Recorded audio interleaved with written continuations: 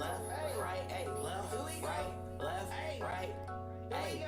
Hold up, I ain't with that. Devil try to get his lick back. Pull up, pew, spin back. Pull up, pew, spin back. Let's go. Sweaty palms, two-step in 8th grade dance. Interracial dash off. What's up, y'all? Hold hands. Goodwill had the drip of an old man. Oversized Air Force Ones in the soul tan. I've been stepping with the big dogs, Gina. Fast forward prom night, got the whip cleaned up. Perfect day, type of day that I dreamed of. Devil tried to run a fade and got beamed up. Bang, bang, bang. How my love go? I've been feeding for the scripture. Where the plug? Let me start it over. Okay, hey, hey. What's up, y'all? It go left, right, hey, left. We back. Left, right, hey. We back. I ain't with that. Hold on.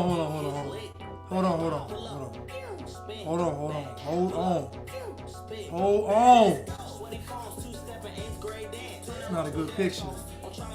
Need a good picture. Need a good picture. What's up, y'all? What's up, y'all?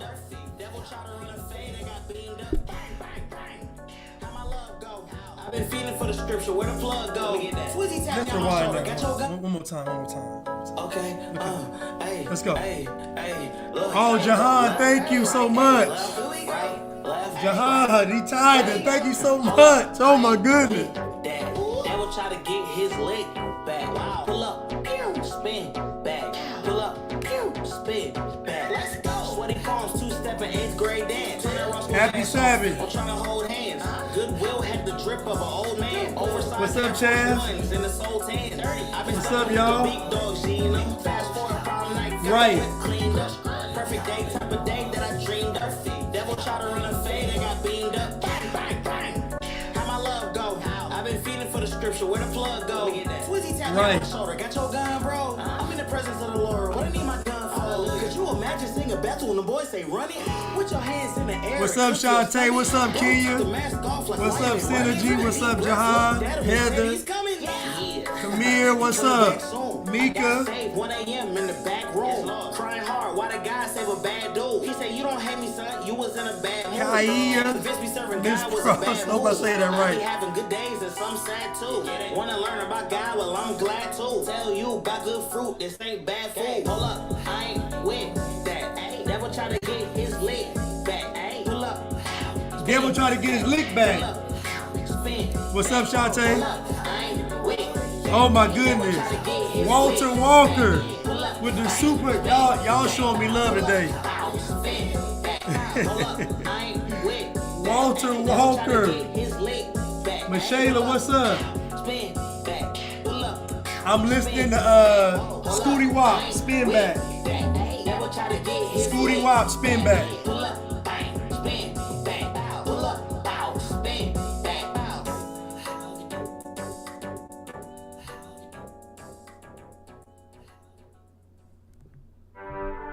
Okay, y'all. Let's get started real quick. Now I'm gonna ask y'all a question and make it make sense. Why wouldn't Tory Lanez testify in this case? Now, OJ didn't testify because there weren't any witnesses. Nicole couldn't talk. Ron Goldman couldn't talk. So my question is, in this case, the friend is talking, Meg is talking, everybody's talking. So why wouldn't Tory Lanez get on the stand and give his testimony, which is supposed to be the truth, right? I'll tell you why. Because if Tory Lanez gets on that stand, he can't lie. I said if Tory Lanez gets on the stand, he can't lie. You see, what happens is if he gets on the stand, he'll tell the truth. Now you notice during this whole time, Meg Thee Stallion been running her mouth, right? Right? Tory Lanez ain't really been saying nothing. So why would Tory Lanez not say this is what happened? The friend was there, Tory Lanez was there, Meg Thee Stallion was there, and some other folks were there. So my question is, why wouldn't Tory Lanez ever just come out and say, this is what happened? And then when it comes time for him to say, this is what happens, he didn't say anything. I'll tell you. Because if he gets on the stand, he can't lie. So, to keep him from telling the truth, he don't take the stand. Now, why would his lawyer tell him not to get on the stand? I guarantee Tory's version of the story makes a lot more sense than Meg's version. Now, a lot of women wanted this to be true. A lot of women wanted this to be true. And if Tory Lanez had a gag order, then why didn't Megan have one? Like I'm just trying to figure, like Meg, I've done so many videos. Okay, let me ask y'all a question. Who ever saw Meg Thee Stallion recovering from being shot in both of her feet? She said she got shot in both of her feet. And she specifically said the bullets missed all the bones and all the tendons. So my question is, if they found bullet fragments and they said it was one of her feet, she said it was both. But she said that the bullets missed everything. This is what she said out of her own mouth. So if the bullets missed everything, then where'd they find bullet fragments from?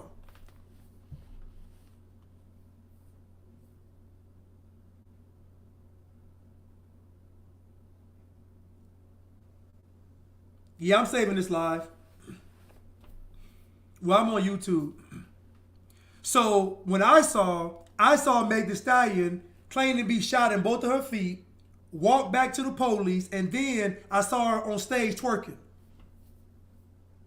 So can anybody have any video footage of Meg Thee Stallion recovering from these foot injuries? These two getting shot in both of her feet. Does anybody have any footage of Meg Thee Stallion? Does anybody have any footage of Meg Thee Stallion recovering from being shot in both of her feet? Do we have her walking around in a boot? All I've seen her in is stilettos and twerking.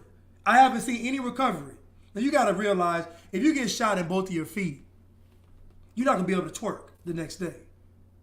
Matter of fact, if you get shot in both of your feet, you're not going to be able to walk backwards. She walked backwards. She said she got shot in both of her feet. How was she able to even walk backwards? Let's take it a step further. Meg Thee Stallion said out of her own mouth that she was taken to the hospital in the police car. Why would a person that got shot be taken to the hospital in a police car? That's a lawsuit. Okay. I'm going to ask you all again. Thank you, Walter Walker. Thank you, my boy Cole. Thank you. Hold on, how can I? Hold on. Thank you, Cole, for the super sticker. Now, just help me out. Just help me out. Now, the original police report said that glass was removed from her foot. I put all this stuff up. But my other question still remains, what was the recovery time for Meg Thee Stallion after being shot in both of her feet? And per her statement, it missed all the bones and all the tendons. This is what she said. So how are they finding bullet fragments? Because the bullets only fragment once they hit something. They got to hit something hard unless they're going to go right through. So what are the bullets fragmenting off of? The bullets have to hit some bone to fragment. So if the bullets didn't hit any bone, per what she said, then where did bullet fragments come from?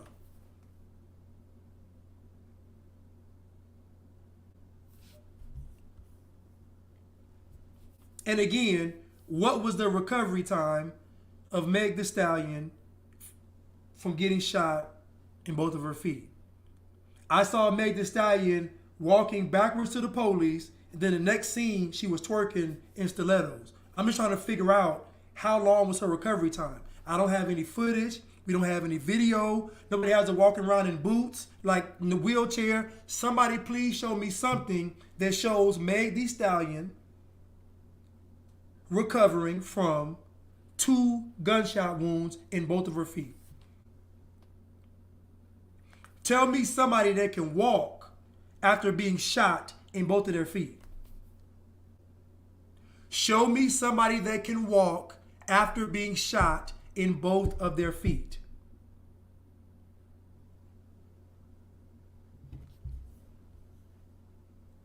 So again, these people have been lying to us for the past 2.5 years. We even saw them go as far as to do a fake slap with Will Smith and Chris Rock.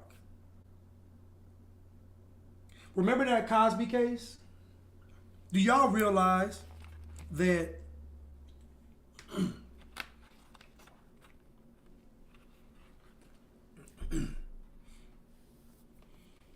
somebody said, I know someone that got shot in their feet and it took them years to be back to normal and they had to have a metal in their feet? Exactly. Because I think your feet contain the second most amount of bones in your body. So per Meg Thee Stallion, why would she say the bullets went right through and didn't hit anything? I'll tell you why. Because there never was any bullets. It's all staged and it's all fake. I tell you all the time, Meg Thee Stallion is not marketable. She's not marketable.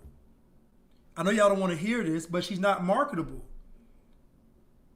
She does the same ratchet music that everybody else does. She don't really have personality. Y'all see.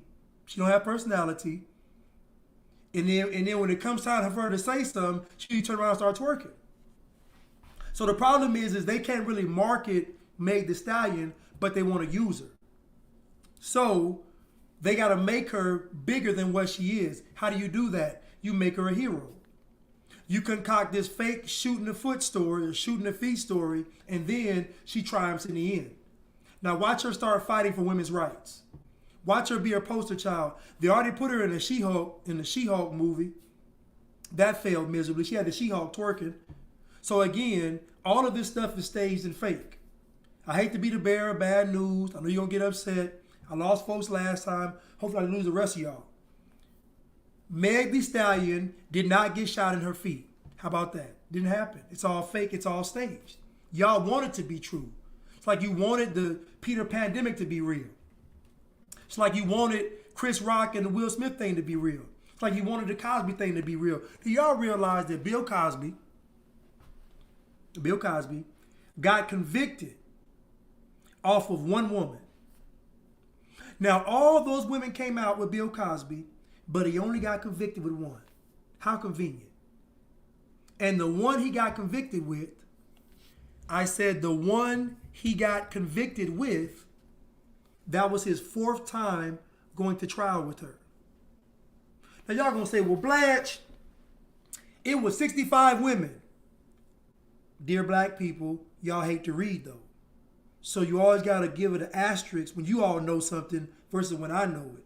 When you all know something, it's purely emotion. When I know something, it's because I read and looked it up. Y'all read the headline and then go crazy. I go to the article because most of the time the headline doesn't match the article. I remember the CDC did it. They had the Surgeon General talking about, getting your big mama and your abuela to get you to wear the mask. And then under there, it cited 9 articles. I actually went through the 9 articles. You know what? Not one article talked about masks. They had 9 articles underneath the Surgeon General talking about wearing masks, and not one of the articles mentioned the mask wearing. So again, oftentimes the headline is for the simple-minded people. The article is for those that aren't just driven by emotion. So in the Bill Cosby case,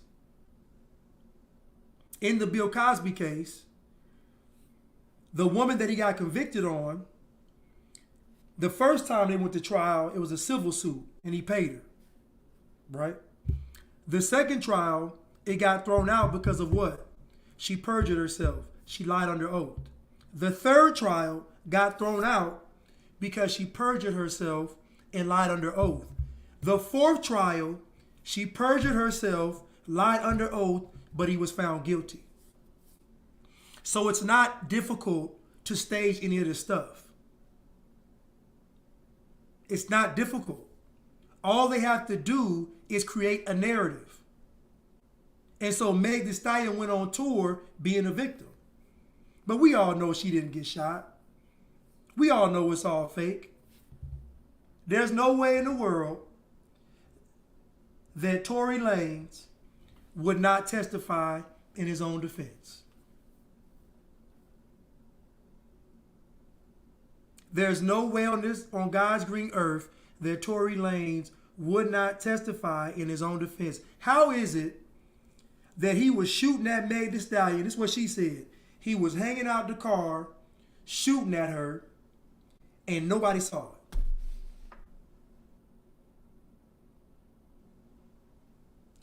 She said he was hanging out the SUV, shooting at her, making her jump like Yosemite Sam, and nobody saw it.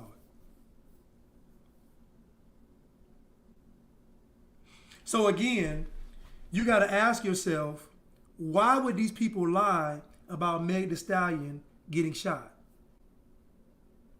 Why would these people lie about Bill Cosby? Why would these folks lie about Will Smith?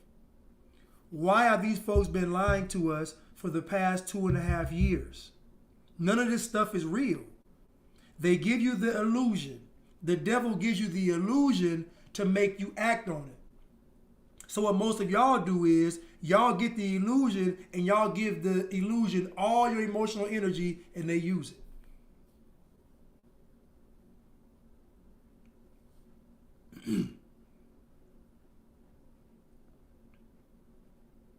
So again, nobody has any footage of Meg Thee Stallion recovering from being shot. Not her walking in a boot, not her in a wheelchair. All we have is Meg Thee Stallion walking back to the police, and then the next scene it cuts and it goes to her twerking. That's all we have.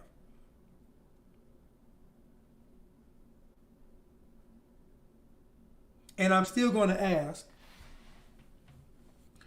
Meg Thee Stallion says she was taken to the hospital in the police car.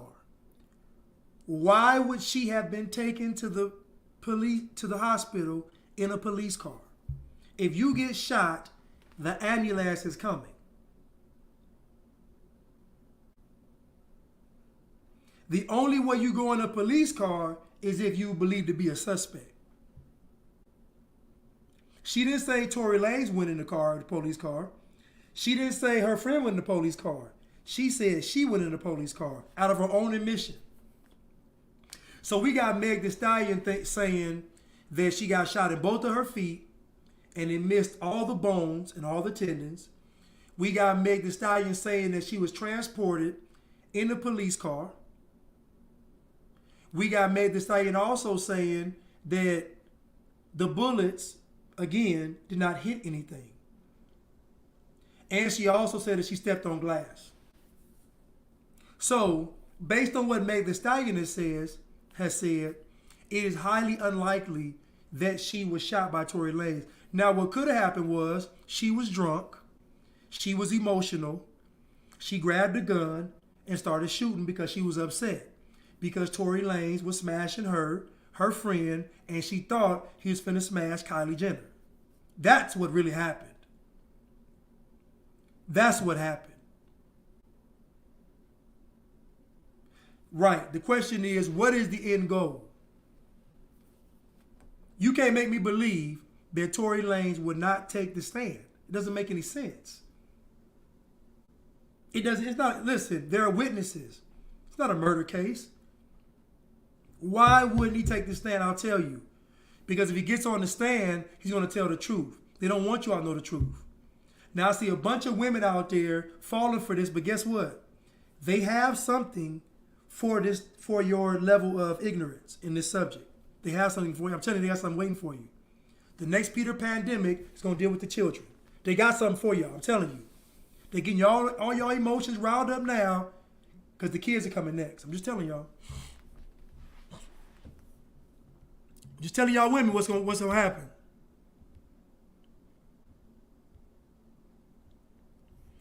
Thank you, Sneakerhead. Thank you so much for the super sticker. Y'all are blessing me today. Thank you. Thank y'all so much. The whole trial was one big lie and one big joke. And people falling for it. Do y'all understand that nothing they show you is real on TV? Nothing is real. It's all scripted. The devil gives you the illusion, and then he gets you to act on the illusion. So once you submit to the illusion, now you are living in delusion. No different than someone saying, I'm black, but their skin's actually brown. It's the same delusion. Yes, I got on Chad O's t-shirt, worship God, not man. Worship God, not man. People have lost discernment because you know what happens? And see, back in the day, there wasn't social media. There wasn't this much media, period. And so people had to understand things based on life experience, what they saw, and relationship with God. That's how most folks got their information back in the day. Now, people are consumed with social media. People are consuming other people's thoughts, other people's points of views. But again, it's all an illusion.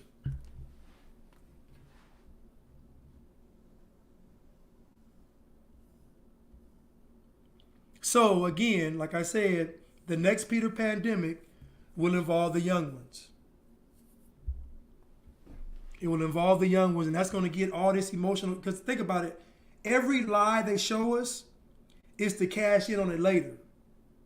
So 9/11, they cashed in on 9/11 19 years later. And they're going to cash in from these past 2.5 years, they're going to cash in on this too. That's how the devil works. The enemy is clever. Very, very clever, because the enemy makes you think that you got it all figured out. That you know something. So the enemy plays on your ego and your pride. I'm going to see all this stuff. Thank Justice for Meg told y'all. All these black women are going to get all riled up, and they're going to give that energy right to the devil. All these black women are going to give all this energy to Satan. And I'm going to say it again. Tory Lanez did not shoot Meg Thee Stallion at all. Because you can't show me no footage of Meg Thee Stallion. You can't show me no footage of her recovering from being shot, per her words, in both of her feet. And she said the bullets missed all the bones and all the tendons, which leaves the question again, where the bullet fragments come from.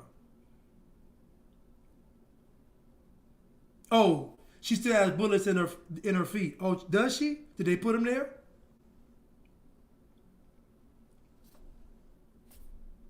Did they put the bullet fragments in her feet?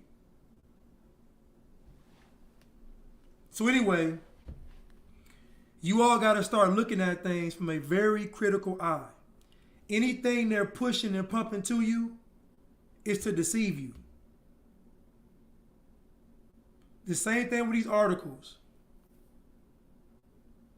The same thing with these articles. They give you a flashy headline so you don't read it. But let's continue. I have some great videos to react to. I have some great videos lined up. They will be on YouTube. If you all want to watch them, or you can just listen on Instagram. I'm sorry, you all. I won't be saving it live on IG, but it will be on my YouTube channel. Somebody asked me earlier. But I want to first start off with this comedy show. This young lady was in there, and she gets triggered by this comedian. And oh yeah, another thing too. So think about it now. Meg Thee Stallion has sat down with Maxine Waters. She sat down with Hillary Clinton. She's a spokesperson for the snake bite. Remember that? For the snake bite. Spokesperson for some women's. They've been asking about women's pay in sports.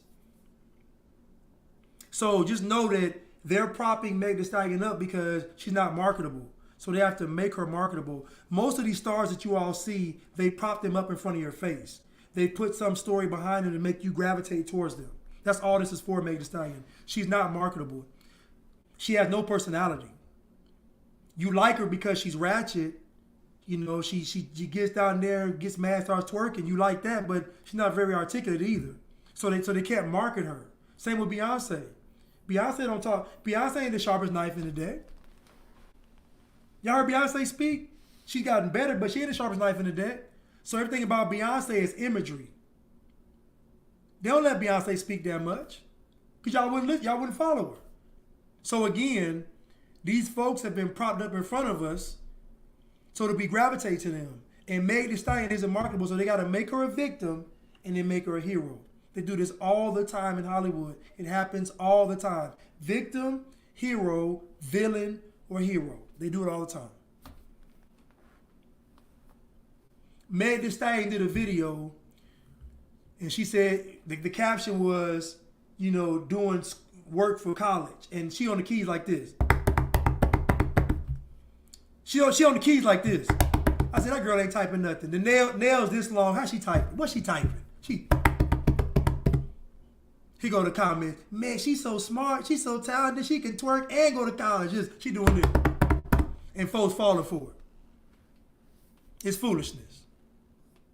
You ever seen a seal? You ever seen a seal type?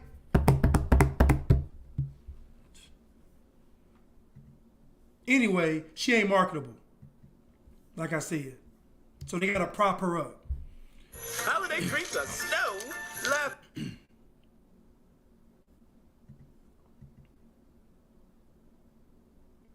They gotta prop her up.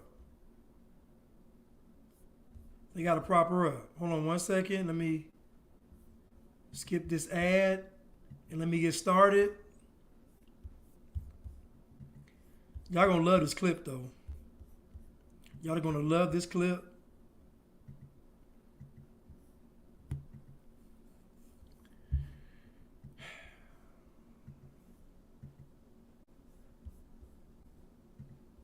Go listen. You don't believe me? Just go online and look up Meg Thee Stallion doing her schoolwork. And she was literally doing this. Just like when LeBron James has a book in his hand. LeBron James he always got a book in his hand, but he always on the first page. Anytime you see LeBron, he'll carry a book around.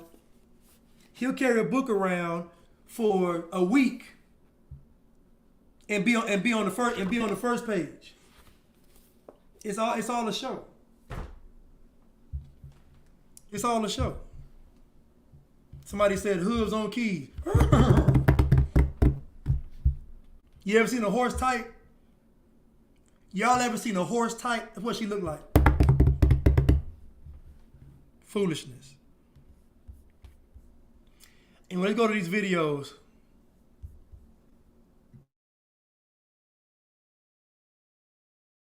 Oh, this is way better than the last show I just did. They were all pieces of shit. That's how it was. Sometimes you don't get a good crowd. Sometimes you get a good crowd. They're not great, but it's good. Like this crowd feels great, but is gonna get good soon. I feel like I'm one bad joke away from this feeling like a public pool. That's no one's first choice to swim, but it's a pool. I'm gonna be the Band-Aid you swim away from. This is gonna be a fun night. Look at this room tonight. Now I'm letting y'all hear his comedy routine because you're gonna see something happen. So I want y'all to listen to what he says and then listen to the person's reaction to what he said.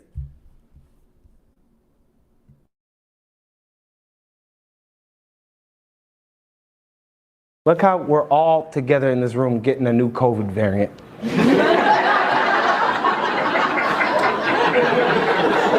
Don't you feel closer together knowing? Because comedy brings people together. That's why I think politicians should be forced to do stand-up. If any politician did stand-up in history, they could have avoided controversy. I voted for Joe Biden, but that shit didn't feel great. Felt like And somebody brought up a great point. Thank you so much, Coffee Dr. 914. Meg Thee Stallion has a bodyguard. Where was her bodyguard? Where was Meg Thee Stallion's bodyguard?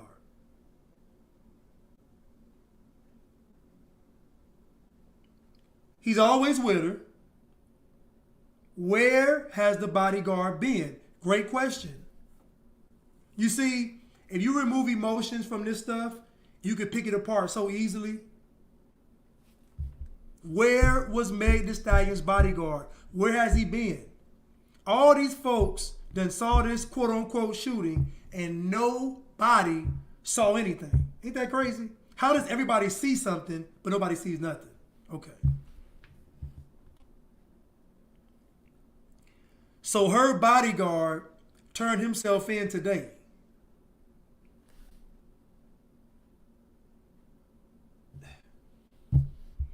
So the bodyguard turns himself in after the trial, right? And y'all believe this. And y'all believe it. The bodyguard turns himself in after the trial, and y'all believe it. Tory Lanez doesn't take the stand. So all we have is Meg Thee Stallion crying in front of Gayle King. Y'all ever seen a stallion cry? You know, with Prince, we saw doves cry. Have you ever seen a stallion cry?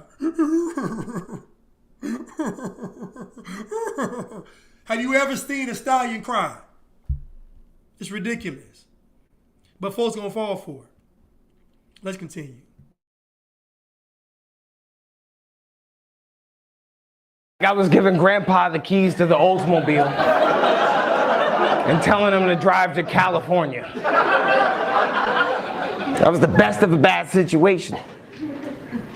I give credit where credit is due. I'm probably the most pro and telling him to drive to California. Felt like I was giving Grandpa the keys. Felt like I was giving Grandpa. I voted for Joe Biden. I voted for Joe Biden, but that shit didn't feel great. Felt like I was giving Grandpa the keys to the Oldsmobile and telling him to drive to California. That was the best of a bad situation. I give credit where credit is due. I'm probably the most pro anti-Trump comic out there. You're not. Shut the fuck up! No, you shut the fuck up. As a white guy trying to talk for black people. I'm not. So as you can hear, he gets interrupted. Now he literally says, I'm the most pro anti-Trump guy. And then she says, she immediately interrupts him. Now she's triggered because of his Joe Biden comments. So again, she's at a comedy show and she's triggered at the Joe Biden comments because everybody's laughing at the fact that what he's saying is true. But she's triggered because she feels like that was the greatest pick on earth, and clearly we see that that's the worst pick imaginable. But what's up, Sartorio Tobacconist? But she interrupts his show, and you're gonna hear all of this unfold. And her argument, listen to her argument. Bitch, no, you're not. Yes, I wasn't. No, you were Not. bitch. Talk for black people. Shut the fuck up. As a white guy. The fuck up! No, you shut the That No, mother. you're not. Shut the No. fuck up! No, you shut the fuck up. As a white guy trying to talk to black people. I'm no, not. Bitch, no, you're not. Yes, I wasn't. No, you were. You just tuned in. You were trying to. Well, You were trying to. for what? What are you upset about? It's not me. No, and shut up. Any black person ever tried to laugh at his fucking jokes? No. Stop having fun, motherfuckers! Go ahead, yeah. Stop having fun. Can we get her an Adderall or something? Wow. Are you serious? See, yeah, no, that's what As happens. a black, no, you're white trying to like talk about no, and you. My probation officer is here now. I don't know who the fuck you're mad at, but it's not me. No, a white person trying to make fun of black people. See, now you're crying, and I was just trying to make you laugh. No, don't do that. Okay. She said a white guy trying to make fun of black people. Now, can someone tell me what this man said about black people?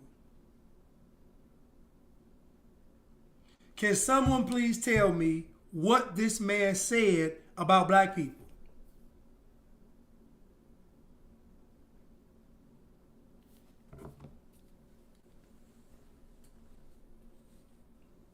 She's crying at this man's show. She's crying. And her argument is that at a comedy show, he's making fun of black people. Even if he was, it's a comedy show. Why would you sit on the front row and you can't handle Joe Biden jokes?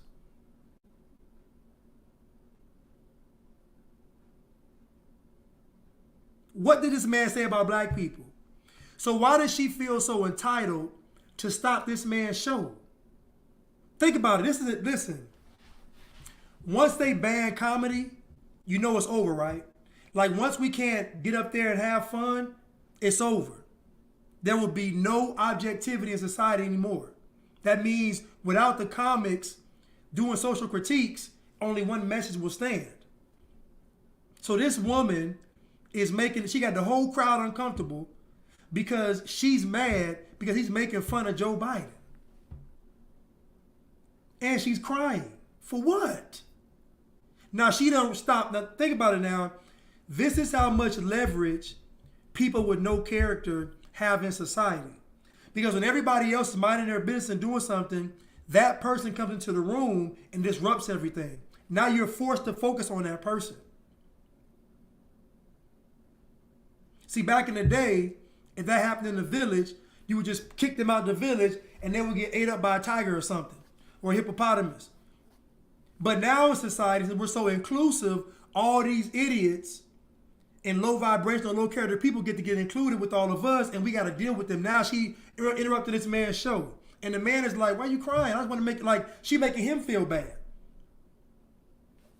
But let's continue.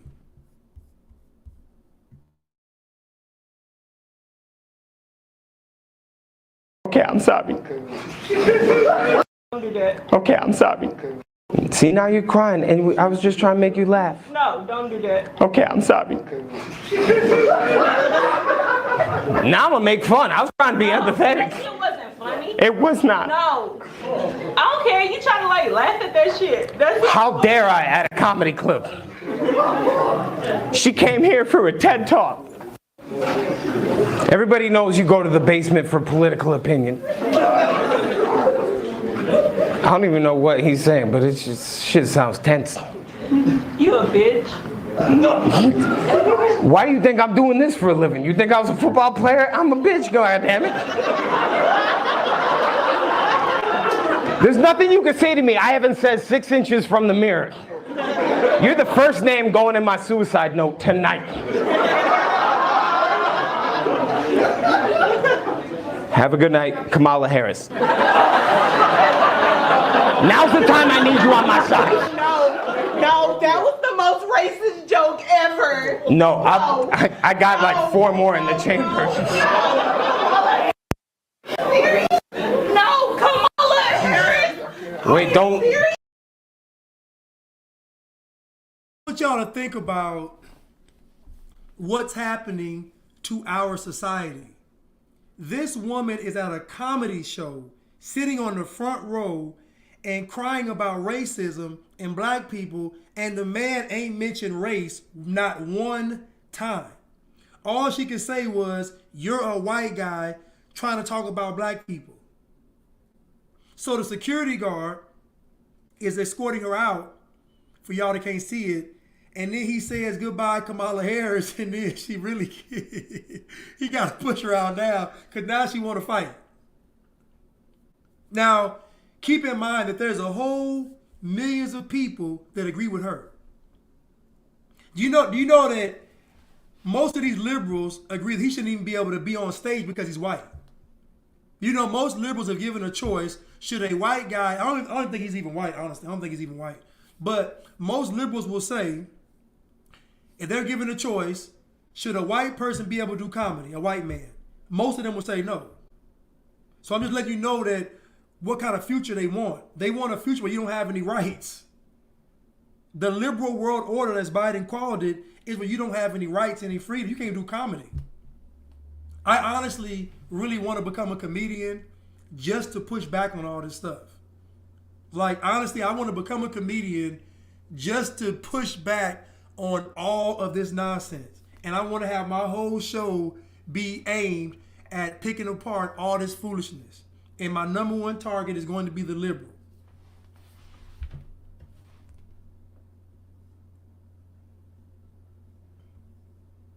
Oh, she want to get a check? Is that what it is? She want to sue? She wants to sue? Is that, she wants some money? Psychological damage? At the comedy show? Hold on, let's continue. No, Kamala Harris! Four more in the chamber. On my side. No, that was the most racist joke ever.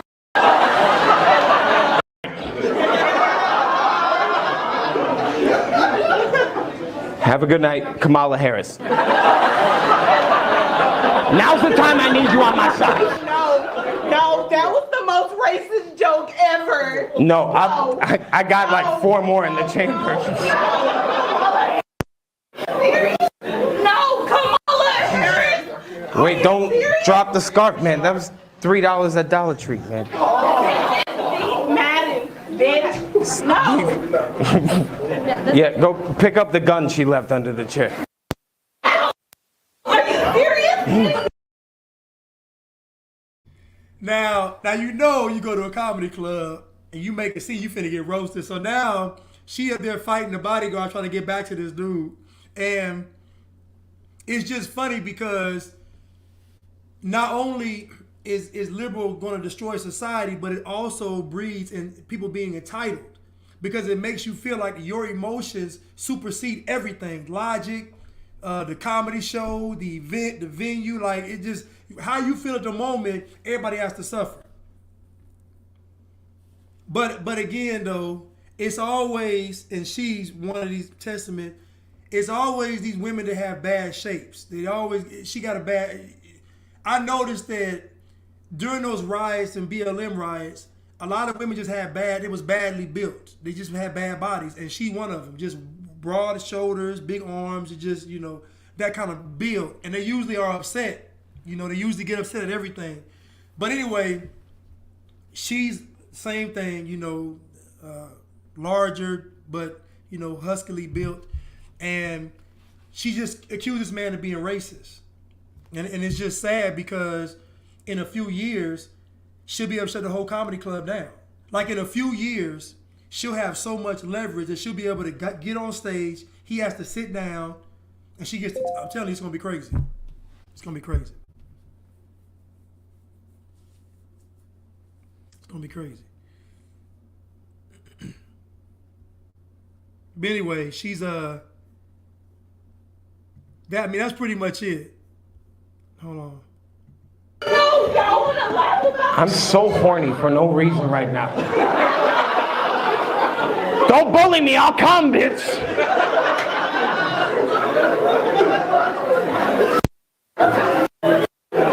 Okay, wait, hold on. Focus. Before I do my last joke. ask you a question? I have no What part was I being racist at? I didn't even get to my Jim Crow jokes yet. I got blackface over here in the trunk. I was ready. Why the fuck you recording? Put your goddamn phone down and sit. Can I ask you a question? No idea. Was I being racist? No idea. It was what? Cupcake. Cupcake? Yeah. What the dog? That's what she was upset about? It took her 15 minutes to be that mad? It was, I feel like we're processing it at the same time. I don't know, this motherfucker will be my attorney. And so basically there's a guy in the crowd, and you know clearly the guy in the crowd is going to probably film this and then put the video up of him saying, I got my Jim Crow jokes. I listen. Here goes the thing, right? What really could be considered as racism, black folks don't get mad at. Remember when they said that Wells Fargo was denying black people loans to get homes or refinance? Remember that? Did you see one protest? Did you see one protest behind black folks being denied home loans through Wells Fargo? Did you see one protest, one riot? So think about this now. The media assured us that Wells Fargo was doing this, and black folks' response was silence. Does that make sense to you? Yeah, okay. So, again, what black folks get upset about is not racism.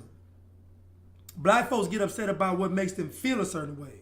So she was triggered by him making fun of Joe Biden because she knows that she was out there shaming folks for not voting for Joe Biden. That's why.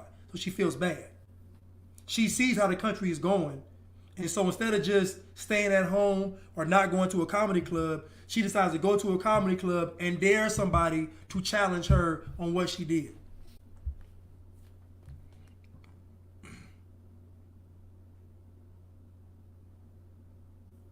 Right. Right, Miss Howard. Even with the snake bites. All them black folks gonna lose their jobs, and black folks didn't say nothing over their mandates. Black folks didn't say nothing. Black folks didn't say nothing. Black folks, and so again, anytime you see black folks getting upset, it's almost a guarantee that it's not racism. Think about it. Our grandparents and great-grandparents actually saw racism, right? How are they more calm seeing it, and we're out of control, not even seeing it or experiencing it? Think about that. Our great-grandparents or grandparents actually experienced a time where the country was like segregation, Jim Crow, all that. And they were not even going crazy about it. They was making do with what they had. How is it that in this era, she can't even sit down at a comedy show? It don't make any sense. So my question is, how are black folks going to fare in the future if they're getting softer? Because we're softer than our great-grandparents and our grandparents. We're way softer than them. So how are we going to survive?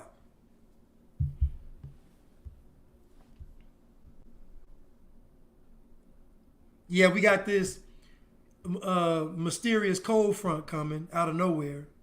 You know, we love doing that, right?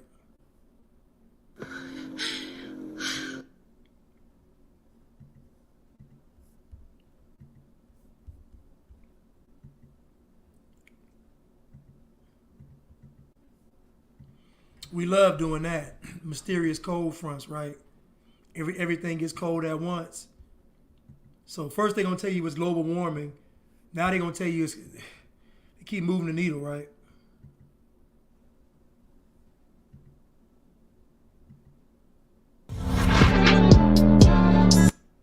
So I have Jason Whitlock, and he'll be talking to a guy. His name is Royce White. I think Royce White. So I'm gonna play his takes. Now the conversation is going to be about why do black professional athletes prefer white women? Now, this is going to be triggering. So if you're going to be emotional about this, then I don't think you should watch it. But the question is, do black athletes choose or prefer white women? Now, I'll admit, I went to the NFL Super Bowl when it was here, and I remember I was working, we was filming the red carpet event, and I may have counted 5 couples that were, black couples. 5. All the rest were a lot of Kim Kardashian lookalikes, a lot of, Spanish-looking girls, but it was a lot. It was noticeable. But let's hear what Royce White has to say about this question being asked.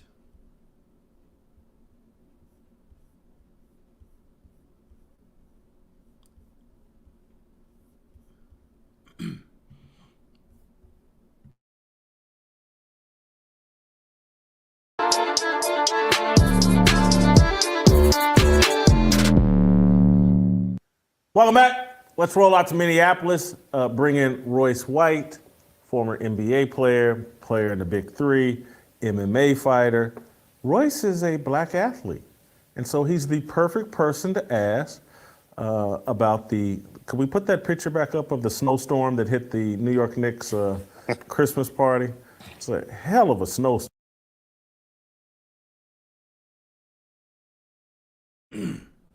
So as you see, you have the New York Knicks up here, and they actually appear to be, so there's one, what you call black girl up there, and she's with a white guy, and then the other black guy has a white girl, and the other guy, I don't know what he is, she appears to be white. Another guy, the boy came from Dallas, Bryson, he has a white girl, and other guys obviously have white girls. So, again, they say that a picture's worth 1,000 words. And so in this picture, it looks real, I don't know, what they gonna say, vanilla, snowstorm, all this stuff. So, but again, my issue with the whole race, interracial narrative dating thing is that no one gives the man credit for picking a good woman. They automatically assumed he doesn't have any character and the woman doesn't either. So it's almost reverse racism. Because what you're really saying is that if a person that looks like me gets with someone that doesn't look like me, then I hate myself and hate my mother and hate my people. And then if she does it, she's an opportunist. And so it's kind of an unfair argument because most people out there aren't athletes, they aren't millionaires, they aren't entertainers. So it's kind of like, what about the normal people? Why'd they do it? Why do people do it when they didn't have anything they really gain? Because most of the time, folks prefer to be with their own people. Most of the time, folks prefer to be with their own people. So it's just, to me, disheartening because what you do is you just discredit 2 people who could be good. But again, in just a normal place in society, what do you say about the people that fall in love and neither one of them are rich? Like, what's your reason for them? Even if the athlete thing was true, how about just for all the rest of the 99.9% of society that does it? So, I don't know. Let's continue though. Storm. We had a little debate off air how good of a snowstorm it was. I think it was a very good snowstorm. I think Royce thinks it was an average snowstorm. So let's start with that dispute. Royce, that looks like a mighty fine snowstorm that would call school to be called off for a couple of days, and you could stay at home and enjoy your video games and your family. Looked like a good snowstorm to me, Royce. I don't know if it's a good thing or a bad thing. I don't know if these guys are deeply moral or they're shallow, right? I mean, it's the New York Knicks, for God's sakes, right? It's the fashion capital. You would think that the New York Knicks players would have the top of the heap, but hey, maybe they really love these girls for their personalities. Well, I guess when you're 6'9", you got a different. Now, he made a joke. It's funny. I mean, but let's be honest, right? If I was a guy and I had women that wanted to be with me because I was an athlete, and there was a woman that said, you know, I want to be with you, I want to be your everything, why wouldn't he take that? Like, even if you say whatever you want to say, if a woman tells him, I want to be your everything, what man wouldn't take it? I'm just, like, if she says, I'm going to submit, I'm going to be your wife, the mother of your children, I'm like, I just, what man wouldn't take it? And so at the end of the day, we always assume that white women don't have any depth. Like, we assume that white women, they are very surface level beings. Like, they don't, like, all they care about is just everything on the surface. Like, these women, now they may look the part of a, you know, but they actually could be good girls. Like, they actually could be good girls. I'm just saying.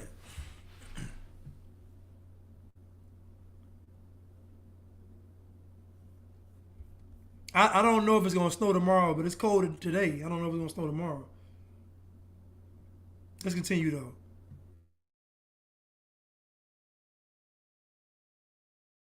Different standard than the 6 foot 300 pound 55-year-old man. Maybe that's why Royce and I see the snowstorm a little different. I'm not 6'9" or 300 pounds, and I tend to agree with Royce.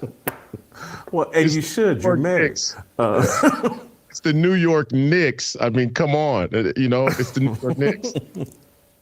It ain't the Pacers. Is that what you're saying? That was Indianapolis. That'd be like, that's a snowstorm.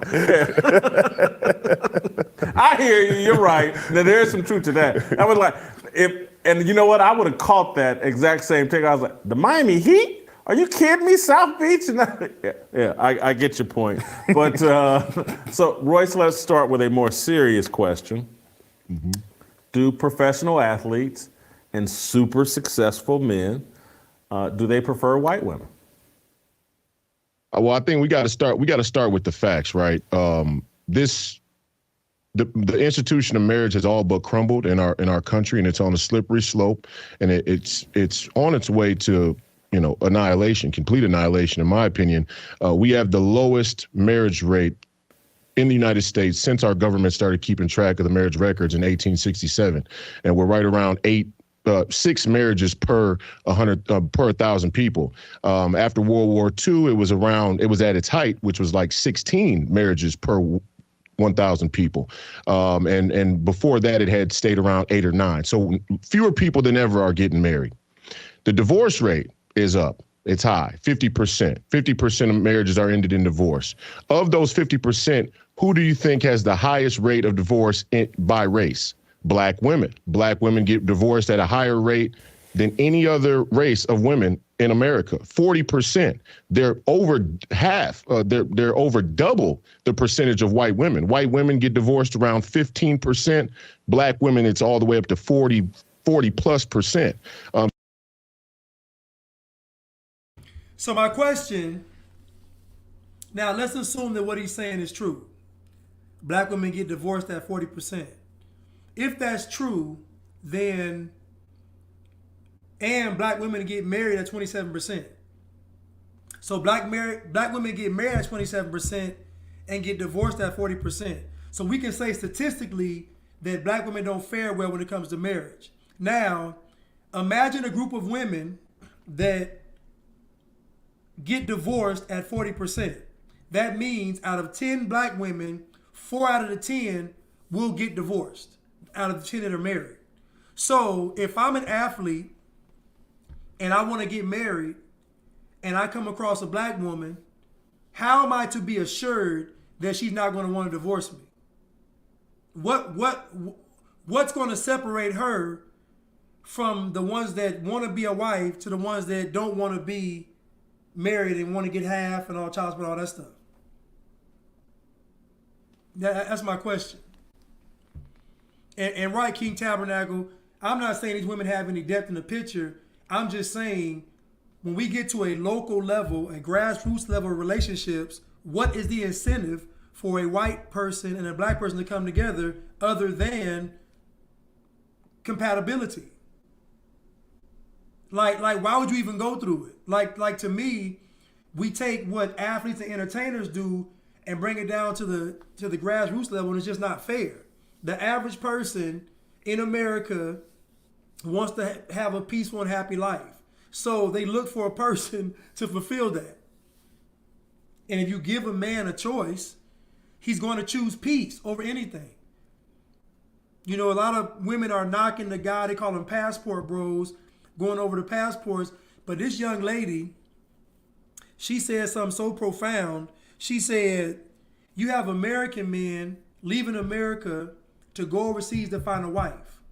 She says, how many men from overseas come to America to find a wife?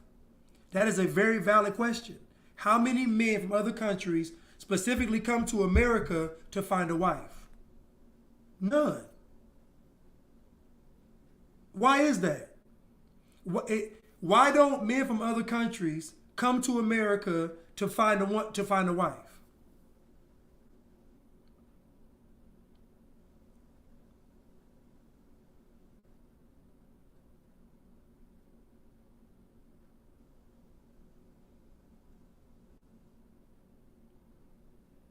Somebody said, my dad is married to a white woman that is a business analyst for the government.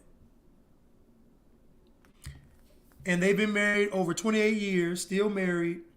He's well off now, but was a musician with a low-level UPS job, just saying.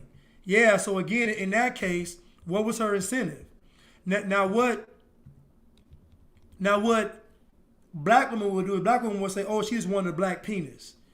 Nobody's marrying somebody for penis. I'm sorry. They're not going to do it. Maybe every now and then it happens, but nobody's going to attach their whole life to somebody just for penis. I'm sorry. It's not going to happen. I don't believe it. I don't believe it. Because too much goes into a marriage. So that's just a false narrative. But again, my question is, why don't men from other countries come here specifically to find a wife? Now, think about it.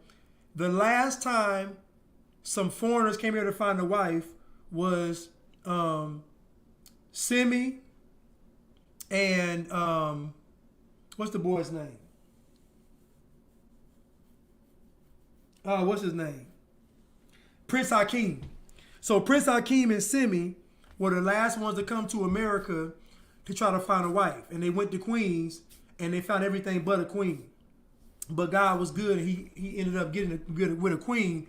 But my point is, most of the time, men from other countries don't come over here to find a wife. And it's because of culture.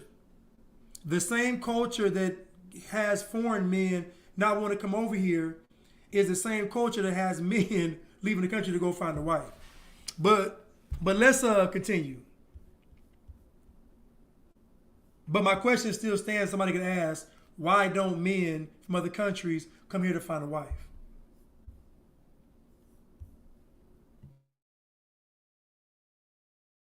So you see a huge discrepancy there in and of itself. But the real number to look at is how many people are actually married. How many people in our country are married? Now, in 1950, around 70 years ago, before the women's rights movement really kicked into high gear, 80% of households had married individuals.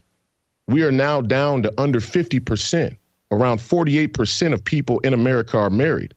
So the entire institution of marriage is under attack. And I think because our government has done such a poor job of stewarding the institution of marriage and even attacked the institution of marriage by fiat, by law, They feminized it. They've rewarded divorce and taking kids, breaking up homes. They rewarded it economically. Because that's happened, men are starting to make business decisions around marriage. None more so than athletes who get a very high wage for their work, and they want to protect not only would they want to protect it from an individual basis, they are told to protect their assets, okay, when it comes to their relationships. And I don't agree with that as a Christian, man. I think there should be a separation between the moral and the pursuit of marriage and the institution of marriage and how that's viewed spiritually in the eyes of God and the economic and political. But I came through the rookie transition program. We were told multiple times when I was drafted about watching out for women and women who will steal your money and women who will marry you just to divorce you and get some settlement. So we're conditioned in that way. And hey, it is what it is. Black women are getting divorced 2.5 times more than white women. So from an economic standpoint and from a life standpoint, could you blame someone for not picking a black woman? Just based on statistics, based on culture and statistics. I'm factoring in culture because there's also a culture among black women that is feminism. You see, the white feminists couldn't get the global buy-in with feminism without black women. So they had to get black women to buy into feminism to get the world to do it. Remember, as Megan McGlover says, the people of influence. So they needed black women to push feminism. And because of that, black women made feminism commercial, mainstream, and popular. So my question is, can we blame an athlete? If think about an athlete that's thinking about his future, his money, everything. What are the chances of him on that level finding a black woman that's not going to divorce him? Okay, what are the chances of him finding a black woman that isn't not only not going to divorce him, but hasn't bought into black girl magic and hasn't bought into the democratic ideology? Because all those things go hand in hand. And I say this because there is a culture that surrounds not just black people, black women specifically, though. It's a whole separate culture. The social justice movement, if you think about the black community now, it's led by women. It's the women that are speaking. It's women that have the platforms and the stages. It's the women. The women are running black culture right now. And then soon to be the LGBTQs. But the women and with the LGBTQs are running it. So my question is, what are the chances of an athlete, somebody that's worth, let's say, $200 million? What are the chances of him finding a woman that's not going to be affected by what I just listed? Not affected by black culture, not affected by black feminism, not affected by democratic ideologies. Like, what's the likelihood of him finding that woman? I'm not saying it's not impossible. I'm just saying, what's the chance of him finding it? It's a lot easier for him to find a white girl because she won't have any of that indoctrination. Hold on one second.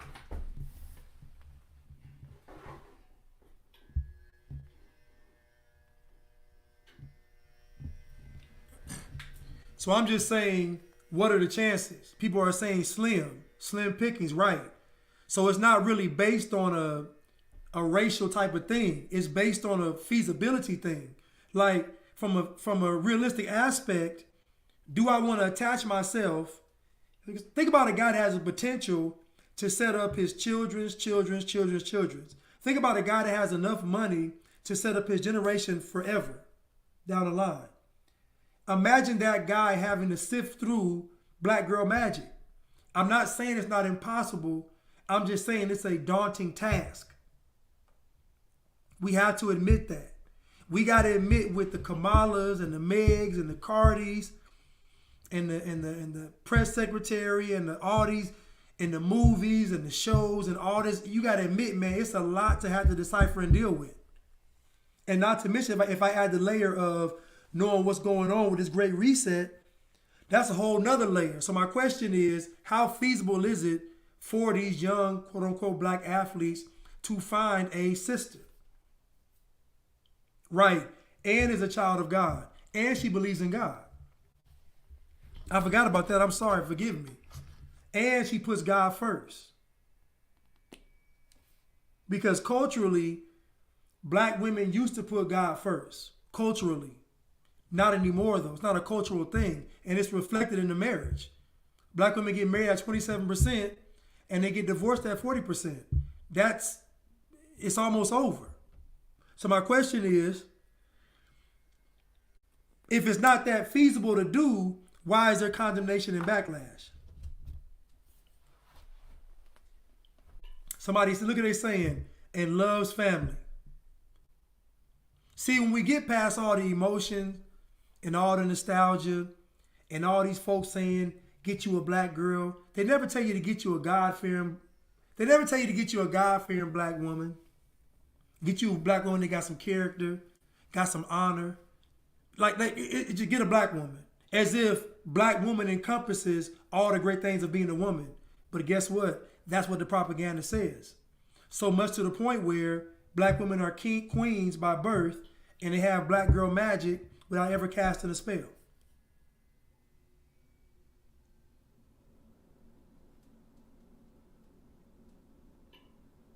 Okay, it's a great question. It's a great question. So then, how do black women win if they don't conform to these stereotypes?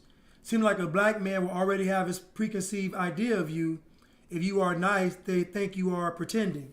Okay, so all you can do as a person is to be honest and genuine. If the guy can't see that, he's not for you. But I would say this, if a black woman is truly against all this propaganda, it's going to show. If a black woman is truly against all this stuff, she will stick out like a sore thumb. She will not blend in with the crowd. She will be set apart totally. If a black woman is God-fearing, respects men, doesn't believe in these democratic ideologies, has character, has honor, she will stand out like a sore thumb. So I don't think she'll have that problem. I don't. I think if a woman encompasses all those things, she's going to stand out. But I would say that woman would stand out among all women anyway, not just based on color or conceived color or status, but a good woman is going to stand out, period. So to me, the remedy to all this is be a good woman, because somebody's going to pick you. Notice he said this stuff happened in the 70s. If you go back to all of history and look, the decline in quote-unquote black America started in 1970. It was going like this. 1970 started going like this. So 1970 was the pivotal year. Yeah, this is Chato Jackson's shirt. Worship God, not man. But, again, so I don't think the question is, what do black women do? I think the question is, what are black women willing to do? Are they willing to reject feminism, black girl magic, Democrats, all that stuff? I'm not saying she has to be a Republican. I'm simply saying that we got to agree that Democratic ideology is not good for a family. Democratic ideology isn't good for raising a community or a family. It's just not. Let's continue.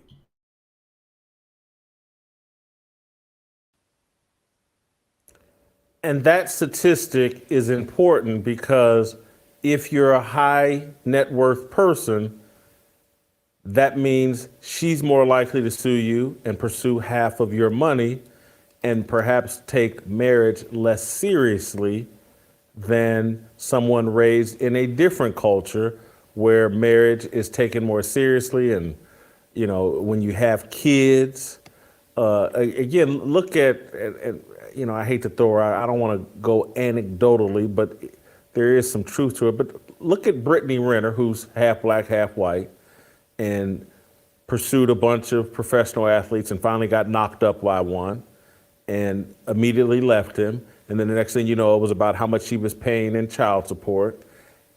And that's something, I don't blame an athlete from doing everything in his power to avoid.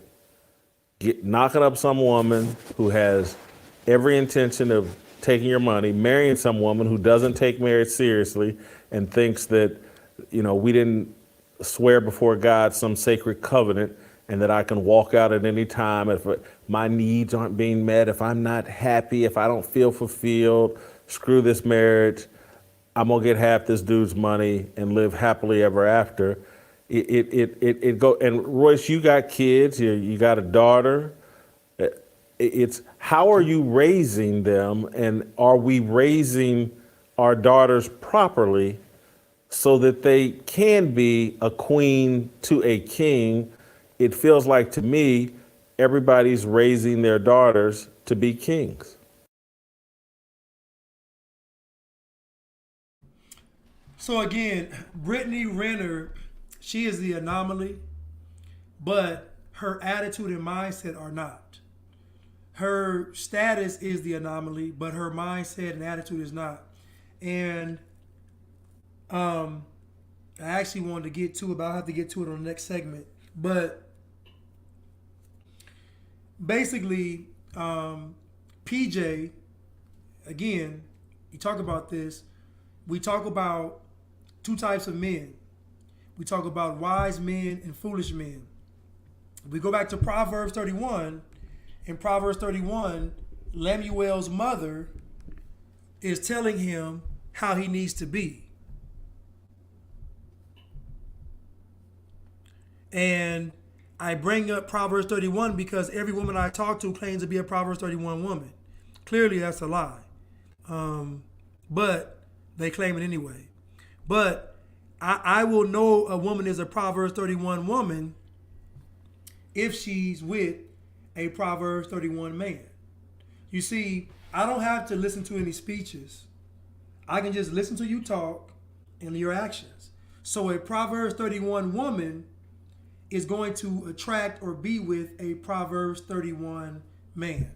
And that's the key component that's missing in this whole Proverbs 31 woman. You're running around here single because most of these women pick bad men. Other races of women understand the longer I'm out in the world, the worse it is for me. Other races of women understand that. The longer I'm out there in the wilderness among the thorns and the thistles, the worse it is for me. Black women are really the only culture of women that say, I'm going to actually blaze a trail. And so the results are vastly different between other cultures and black women. Black women are getting divorced at 40%. Black women are having abortions at almost 40% of the country. And so black women lead in divorce and abortion. And black women also lead in getting married the least. So you got to think that is a cultural problem. So if that's the culture of black women, can you really blame somebody for not wanting to be a part of that culture? Because it is cultural. It's cultural. I mean, if I take away all the emotions out of this, it's a culture. Black women is the only group of women that say they don't need a man. Listen, I was at work today, and my last name is hyphenated, right? And one of the ladies asked me, whose last name do I have? I said, well, my mom gave me my father's last name and my last name, and her last name. And so I'm gonna go to Proverbs. I'm gonna go to it. And so she says, oh, I thought you took your wife's last name. I was like, what? She was like, that would have meant you really loved her. It was like, yeah, that would have been so special. That would have been so sweet. So all the women were chiming in, thinking it would be such a great gesture for the man to take the wife's last name. And I was like, are y'all crazy? Are y'all crazy? Now, none of the guys wanted to speak up.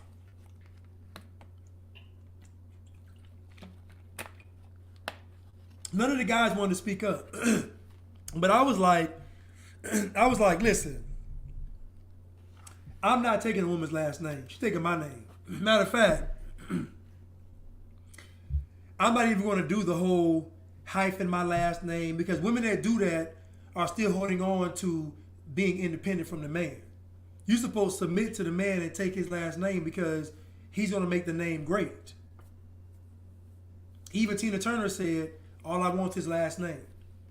So she wanted to keep Turner. What I'm saying is that these women thought it was so great for a man to take a woman's last name. And none of the guys were speaking up about it. I was like, man, that is nuts. They was like, why is it bad? Why is it bad? I'm like, it's bad because only a simp would do that. That don't make him no simp. That means he's really in love with her. I said, my goodness. And guess what? It was all black girl magic. This is cultural. So think about marrying a woman who believes you should take her last name. Think about marrying a woman that thinks Joe Biden is a good president. That's going to be a problem. Think about marrying a woman that looks at Kamala Harris as a hero. That's going to be a problem. Think about a woman that looks up to Cardi B and Meg Thee Stallion. That's going to be a problem. Think about a woman that loves Beyonce. That's going to be a problem. Because what these women embody is feminism. They don't embody marriage and love. Beyonce is married, but as soon as she got married, she started acting ratchet. Her getting married was to have her brand be ratchet and acceptable because she wanted to stay relevant. So Beyonce wanted to stay relevant, but it's hard to stay relevant if all your stuff is all clean and cookie cutter. No, I want to get ratchet too. So you get married. Same with Ciara.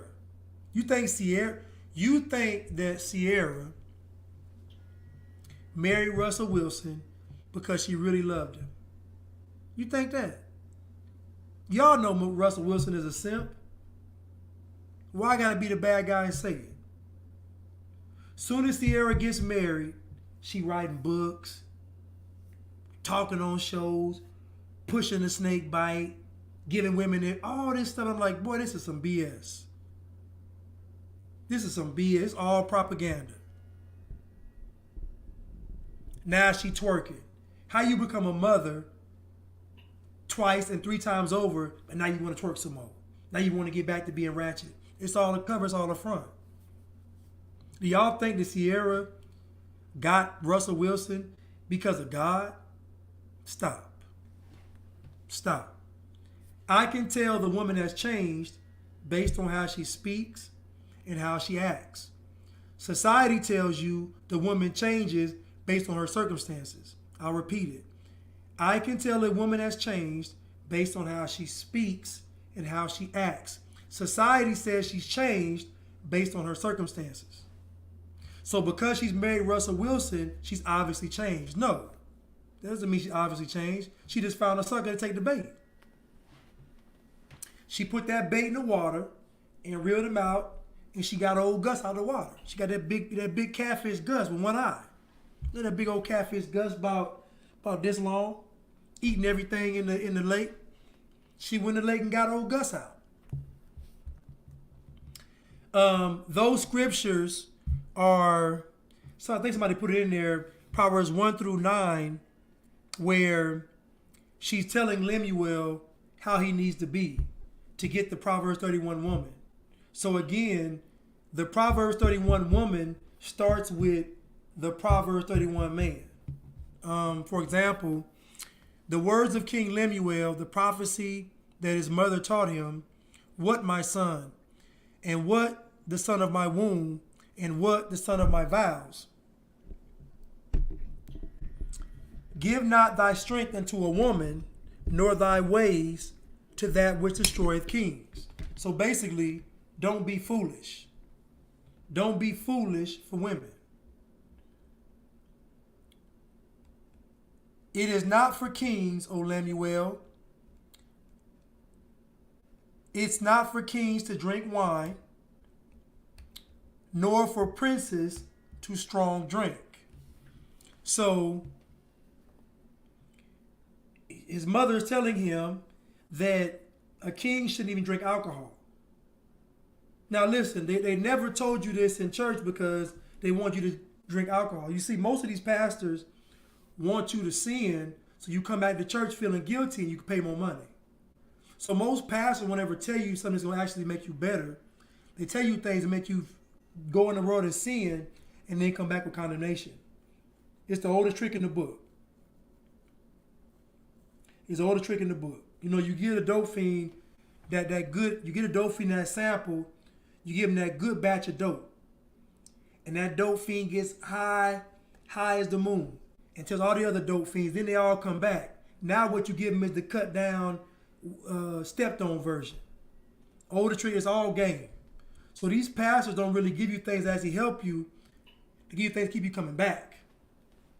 It's like they treat the symptoms. They don't actually give you a cure. The cure is what he's saying is, Lemuel's mother is telling him that a king shouldn't even drink. Then she says, lest they drink and forget the law and pervert the judgment of any of the afflicted. So she's saying that when you drink, it affects your judgment. So a king shouldn't do that. And why shouldn't a king do it? Because the king is in charge of people. He's responsible. She even says a prince shouldn't even do it. Give way to strong drink. So what I'm telling you all is Lemuel's mother is preparing him to be able to what? Qualify for a Proverbs 31 woman. This is how God works. God works in qualifying you first. Because if God qualifies you, nobody can say you don't what? Deserve it. So she also says, give strong drink unto him that is ready to perish. So those folks that want to die, let them go ahead and drink. And wine unto those that be of heavy hearts. So the alcohol is for those that want to die and those that have heavy hearts. It's not for the person that's meant to rule over many people. Now again, your pastor won't read this to you because your pastor wants you to go out into the world and then come back with condemnation and fill that plate up. It's just emotional roller coaster. You feel good leaving church, you go back into the world, do something wrong, feel bad, come back to church. It's a cycle, just like this, up and down. Cycle, or repeat. Let him drink and forget his poverty and remember his misery no more.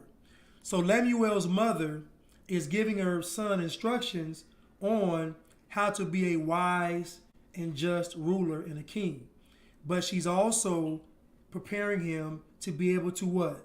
Pick the right kind of woman.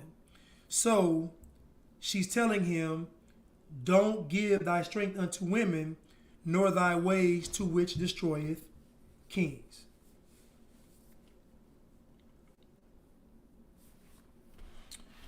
So she also says, open thy mouth for the dumb in the cause of all such are appointed to destruction. Open thy mouth, judge righteously, and plead the cause of the poor and needy. So basically she's telling him to have character and honor, to speak for those that are foolish and dumb, and to be an advocate for the poor and the needy. So again, what she's telling him is how to qualify for a Proverbs 31 woman. And so after verse 9, she says, who can find a virtuous woman, for her price is far above rubies. So this is where we start getting into the Proverbs 31 woman. So the Proverbs 31 woman comes after the Proverbs 31 man. So in other words, I know you're a Proverbs 31 woman based on who you're with or who wants to be with you. That lets me know. If foolish men want to be with you, you're not a Proverbs 31 woman. You're just not. Because a Proverbs 31 woman doesn't appeal to foolish men. And a Proverbs 31 woman doesn't pick foolish men. So all the women saying it, most of them are lying about being a Proverbs 31 woman. Because I would be able to see it in your dating practices and who actually is around you being entertained by you.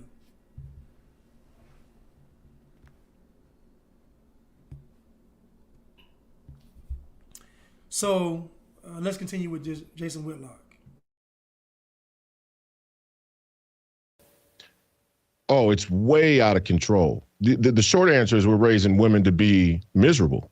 We're raising our women to be miserable, to be unfulfilled, to be lonely, to be resentful, and to be narcissistic.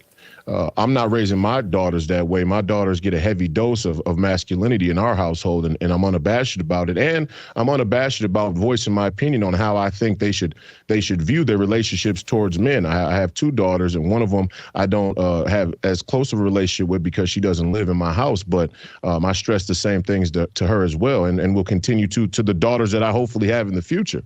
But we're raising our women completely backwards. I mean, we are raising it's not by accident that the advent of the women's rights movement in the 1970s marked the steep decline of marriages and households. I mean, you just can't look at that statistic and think that it's a coincidence. It's not. Our institutions, and it's not just, here's the other stat that is alarming. The divorce rate is 50%. It's 70% initiated by women. The number goes up to 90% when the women went to college. So if you have a woman who's college educated, 90% of the time they initiate the divorce. Our academic institutions, the universities, about it, and I'm unabashed about voicing my opinion on how I think they should view their relationships towards men. I have 2 daughters, and one of them I don't have as close of a relationship with because she doesn't live in my house. But I stress the same things to her as well, and will continue to the daughters that I hopefully have in the future. But we're raising our women completely backwards. I mean, we are raising it's not by accident that the advent of the women's rights movement in the 1970s marked the steep decline of marriages and households. I mean, you just can't look at that statistic and think that it's a coincidence. It's not. Our institutions, and it's not just, here's the other stat that is alarming. The divorce rate is 50%. It's 70% initiated by women. The number goes up to 90% when the women went to college. So, think about this for a second. He said that 50% of marriages in America end in divorce. Out of those 50% of marriages, 70% of them are filed by women. Out of that percentage, it goes up to 90% if the woman is educated. So, if I just take these numbers, regardless of race, it doesn't really fare well for an American man to pursue an American woman, regardless of race. 50% divorce, 70% divorce if she's initiated by women, and 90% are initiated by women that are educated. So it's almost 100% of the divorce rate filed by women if they're educated. So remember when black women were bragging about being the most educated group, more educated? It's not true, but that was going around. So that actually ties into this. So my question is, just based on these raw numbers, do you understand why a person would not want to marry an American woman and not want to marry a black woman? Just based on these numbers. Now, obviously, you got to factor in certain nuances. But again, we spoke about culture. And we spoke about Black Girl Magic. We spoke about independent black woman. We spoke about feminism. And we also spoke about 40% of black women marriages end in divorce. So if I add all of those things, right, with the other stats, you can see why a person would be hesitant in attaching their legacy to this type of woman.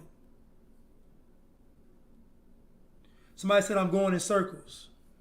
Well, are you dizzy? You about to throw up? That's my goal. So again, what we find is these are cultural clashes. These are black culture currently today also morphing with feminism, also morphing with liberalism. So you have these three things going with each other. And the initial question was, do black professional athletes prefer white women? I wouldn't say they prefer white women. I would say that they probably look elsewhere for preservation.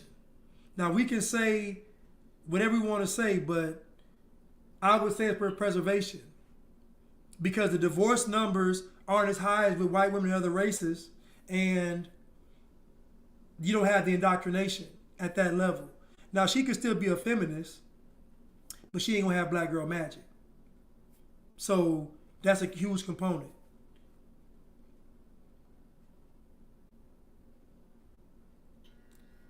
I'm not making sense. Who's confused by what I'm saying? Who's confused by what I'm saying?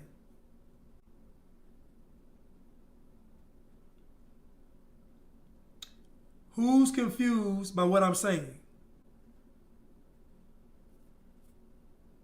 Nobody? Okay. Nobody's confused but you. Now, someone said that white women founded feminism. Well, all those feminists you saw in the 70s, they all got married. Yeah, white women founded feminism, but they gave the ship to black women. Yeah, white women did find.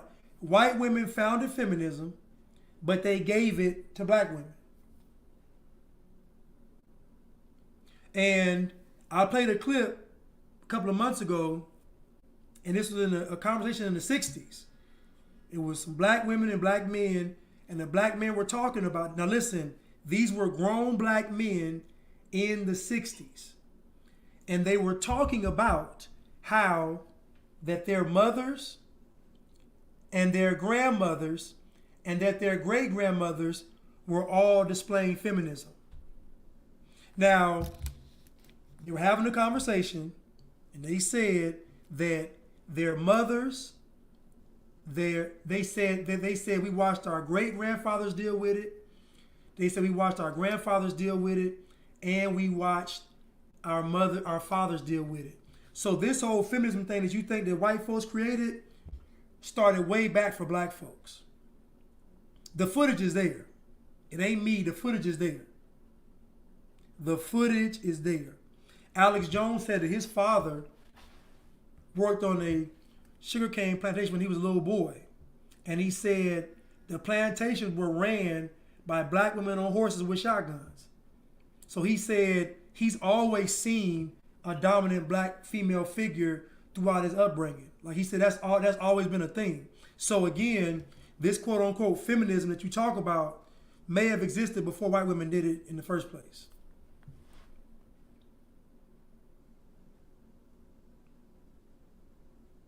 Okay, somebody said, what about the nice looking, good job having black men marrying nasty, low character white women?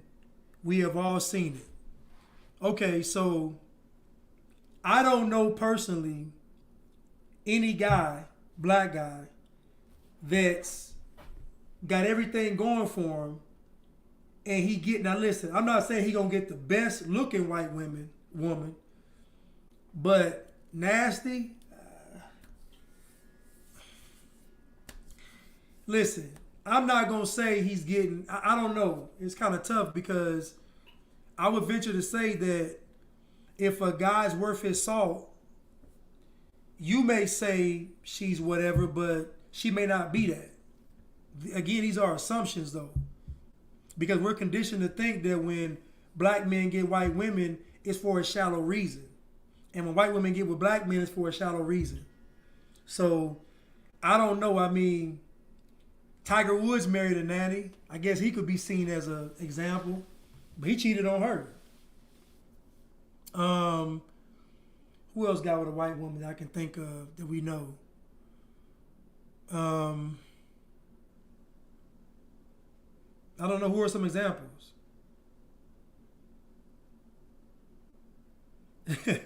Somebody said the wording forces me to believe that it wasn't an unbiased question. Right, Kenya. Feminism and civil rights started at the same time because they're part of the same movement. The whole purpose of the civil rights movement was to destroy the family like feminism was. The integration portion of it was to destroy the family, destroy the community. Okay, Charles Barkley. Now again, Charles Barkley may have married a white woman that didn't look good, but that doesn't make her a bad woman. You know what I'm saying? Like, we're equating with white women not looking good as her being a bad woman. That's not fair though. Like, I would venture to say that most women that aren't that attractive have more character than women that are fine. I would venture to say that no matter what the race is, in my opinion. But again, these men cheated on these women. We're not hearing stories of these women cheating on these men. Now, I will say this. OJ with Nicole, again, it was OJ cheating on Nicole. Like, so what I'm saying is, it's hard for us to judge these women when these men are being so, like, show me the scenario where the black guy gets with the white girl and he's honorable. I mean honorable in the sense of these celebrities we picking. The Kardashians. But again, the Kardashians, right? Kardashians. As crazy as it seems, I mean, the middle daughter, she wasn't a cheater. Not that we know of. The one that really ain't cute, the tall one, she wasn't a cheater. I mean, Kim is the one that, you know, Kanye West said he caught her in bed with Chris Paul, you know. But anyway, my point is that the white woman might not be attractive, but doesn't mean she's a bad woman. That's my point. So my point is, again, most of the time when I see black guys with women outside of their race, I'm not really impressed. But again, I'm judging it off of an exterior. She could be a wonderful woman and a great mother. So again, I don't know. So my shallow mind says he could have did better. But my wisdom says he probably did the best he could do. You know, so I don't know.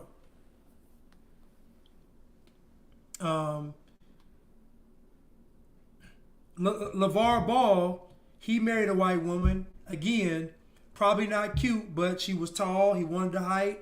She's probably a good woman. I mean, he's still with her. He ain't around. Appears to be faithful to her.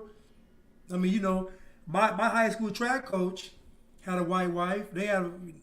He happy with her. I mean, and she white. She white like Mary Poppins white, like white. And they had a great relationship. She's sweet though. She's nice. So again, they got a great son. Great relation. I mean, I don't know, man. So I would say this though. I would say that interracial couples last longer than regular couples or same race couples.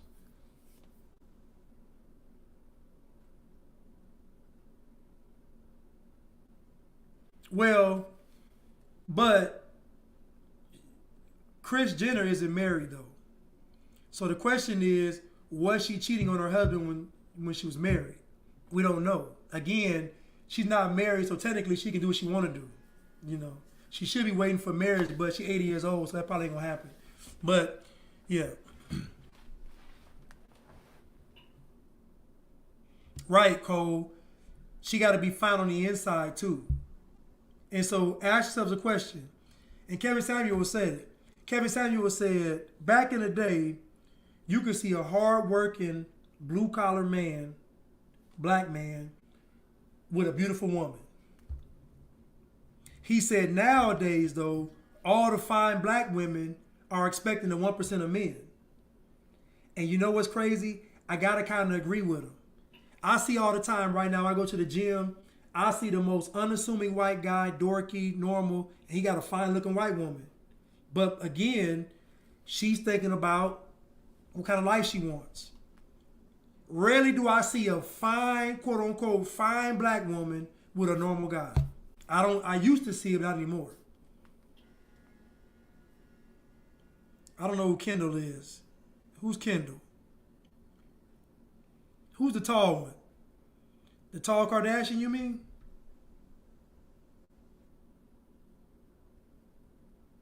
But again, you got to choose the woman based on character. So I'm not going to assume she doesn't have any character because she's white. Because that would assume that she had character if she was black. That ain't the case, not based on the numbers. The numbers show that black women get divorced the most and file for divorce the most. Black women. So that means when black men are married to black women, it's black women leaving, not them. Now, Russell Wilson picked Sierra, but he has a history of picking bad women because his first wife he was with cheated on him. She didn't respect him at all. She was cheating with his teammate. So he was already heartbroken behind that. And then Sierra came in and cleaned the scraps up. You know. But if a guy's with a trashy woman, period, he got low character. And I would venture to say that men date trashy women of all races. It's a character flaw. Let's continue.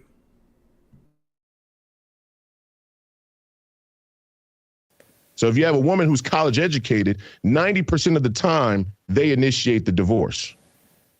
Our academic institutions, the universities, have taught an anti-marriage, anti-family curriculum, an anti-family, anti-marriage ideology. And it's not just people who went to college, it's people who adopted political philosophy that came out of the universities. And so this is a widespread issue in the black community because even black women who don't go to college, they tend to drift towards, you know, your Rachel Maddow, Joyanne Reid, you know, sort of Breakfast Club type of meme, Zodiac philosophy about life. I mentioned earlier about the culture that surrounds black women. There's black culture, then there's a separate culture that surrounds black women. And like what he said is true.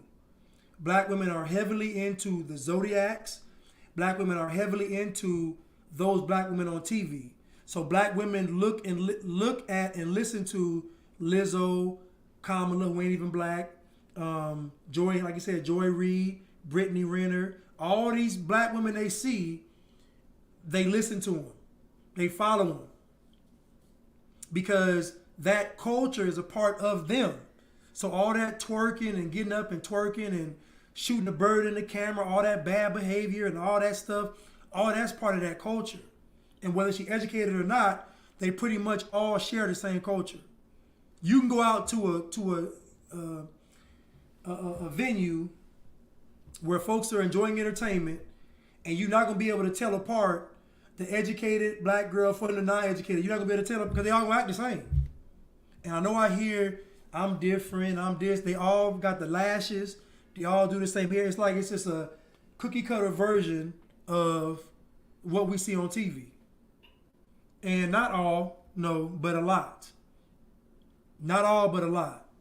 Most of our women have that weave in their head or them tracks. And the most disheartening thing is, I remember when I was coming up, the weave was sacred. When I was coming up, the weave had to look as real as possible, and you would even hate to even say it was a weave when I was coming up. Now, the girls literally have the lace front thing down like this over their eye, and they try to holler like, "What's up? You gonna buy me a drink?" Like it's like nowadays it's crazy. When I was coming up, they had to sew in, like they wasn't even. Everybody wanted the Whitney Houston weave. When Houston was bald headed, y'all know that she's bald headed. But nowadays they got their lace front pulled down, let you know it's a lace front. The sides is peeling up. They just, goodness, it's just like the hair texture. It's crazy. So again, even the standard for even the cosmetics is going down. The makeup is over the top. Now it's crazy. It's too much. You know, not all, but most.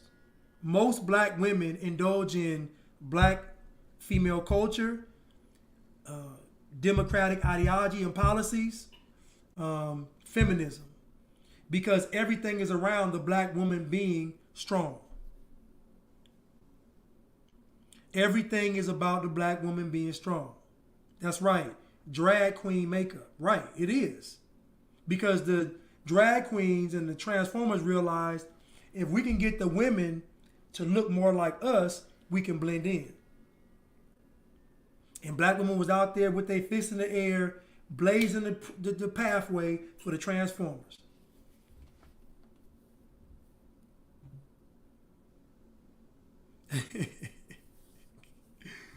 She said black women always leave because those lashes send them flying, right?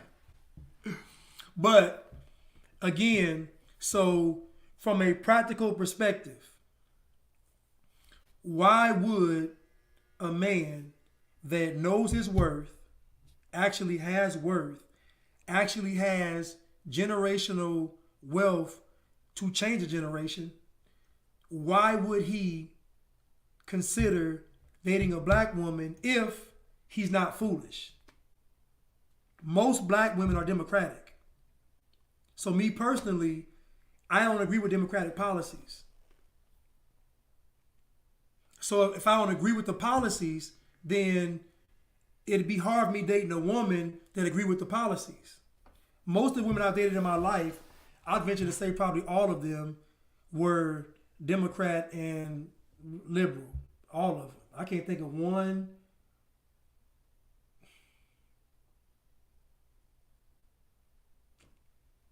I can't think of.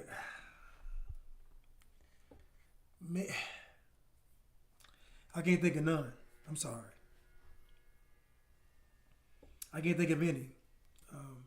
But anyway, my point is that there is a culture that he's speaking about. And he said that, educated or not, they still tend to lean towards Kamala, Joy Reid, Cardi B, Nicki Minaj, like just what it is. And so if I want to have a family, me personally, I can't attach myself to that. I know it's going to be sabotage. Someone said a lot of black women only aspire to be a baby mama marriage so far-fetched to them that they can't even begin to grasp the concept of family or the role of being a wife. Exactly. And Kevin Samuels would say this all the time. He would say, stop having children out of wedlock. He would say, be a wife before your baby mama. And to me, that's what triggered black women the most. Because black women not only lead in divorce and abortion, but they also lead in being baby mamas. So think about this now. This is what I talk about culture. Think about black women leading in divorce, abortion, and being a baby mama. Those are three things that are destroy the family. And black women lead the categories at 7% of the population in the United States. It's the culture. And so now, how does someone come in and fix the culture? Well, they'll say that I can't do it because I'm a man. So I can't do it, right? I can't do it. Then who can do it? If a woman tries, she's a pick-me or a sellout. So who can try to fix this culture? Big Mama just said get the snake bite. So it can't be Big Mama. The pastor ain't gonna say nothing. Kamala ain't gonna say nothing. Barack ain't gonna say nothing. Michael ain't gonna say nothing. So who gonna fix the problem? Well, I'll tell you, it won't get fixed. Someone said, women of any culture are a reflection of the men of that culture. That would be true if we didn't have statistics. Now that statement sounds good, but the fact of the matter is there are more conservative black men than there are black women. This is factual information. There are more black men that are married than black women. Factual information. The majority of black men, over 51%, don't have any children. Factual information. So the women aren't reflecting the men. The women are gravitating towards a culture that allows them to be queens, boss chicks, baby mamas, independent, etc. So again, I can't put this on the men per se because the men, there's no culture that supports men just for being men. There's none. It doesn't happen. A man has to do something. He has to be something. He has to contribute to society to be considered anything. But yeah.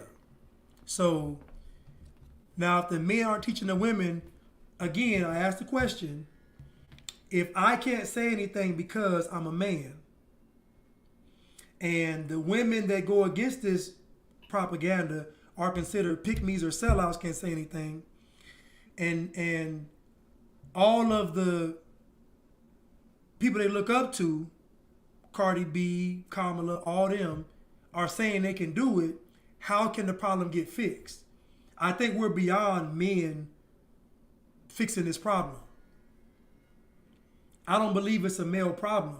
I believe it's a black women indulging in a culture problem. It's the culture they indulge in that's the problem. Because what black women indulge in is the extreme version of a Democrat or a liberal.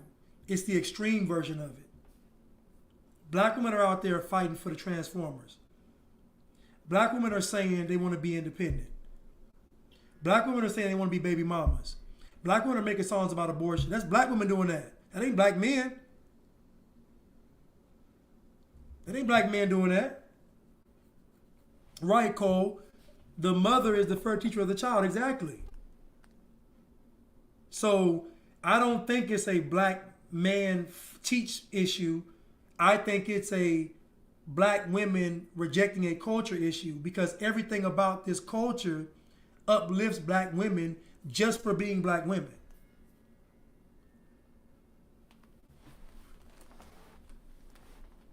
And so he asked him, how are you raising your daughters? We got to raise our daughters to be honorable. So our marriage rate at being at 30%, black women get married at 27%, black men at 33%, that marriage rate is 30%. That marriage rate shows you everything. That affects the wealth and the community. The not getting married affects everything. You know, so again, how do we fix this problem? Someone said instilling God into the family. Exactly. So at the end of the day, when I'm listening to most black women speak, they're not talking about God. I don't meet very many God-fearing black women. I just don't. I don't see I even see black girls put in their bio, God first, or Christian, or intentional Christian, all this stuff, but then they got the pronouns in their bio. How you gonna have she, her, and then put God first? What? It's foolishness. How you got the pronouns in your bio, and then after the pronouns you put God first. Intentional Christian. I love Jesus. No. We're not going to do that. Again, it's a culture. It's black culture, and then black women have their own separate culture within black culture, because black women ultimately run black culture. You don't see very many What honorable black men do y'all see on TV?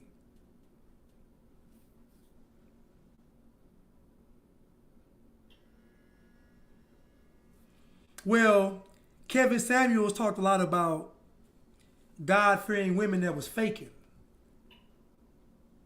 He knew they was faking. So you can't say you God-fearing, but you don't want to submit. So what he was doing was put out the hypocrisy of them saying you want to have the image of being a God-fearing woman, but all your actions are of Jezebel. That's what he was talking about.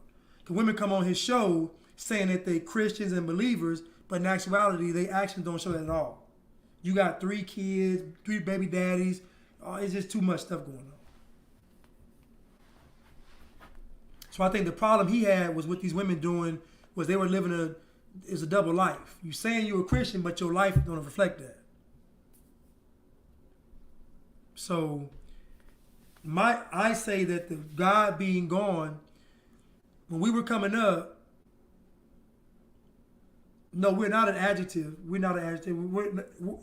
Everybody knows we're not black. And we're not talking about ourselves in the life. We're talking about black people in general.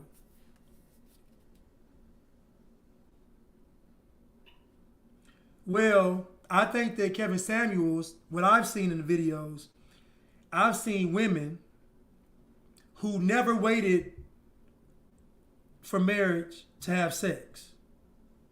And then when they got all the baggage, the children, the overweight, now they want to have a standard.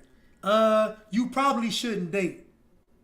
You probably should get yourself together, then date. So again, the arguments are in context. You can't be giving it up your whole life, and now that you're overweight with 2 children, now you want to tell this guy who's a high value man with options, he got to wait for you. It's foolish. You shouldn't be dating. How about that? Don't date. Or find a regular guy, right, that's willing to wait. If you do that, you got to come on the show. You ain't got to come on the show.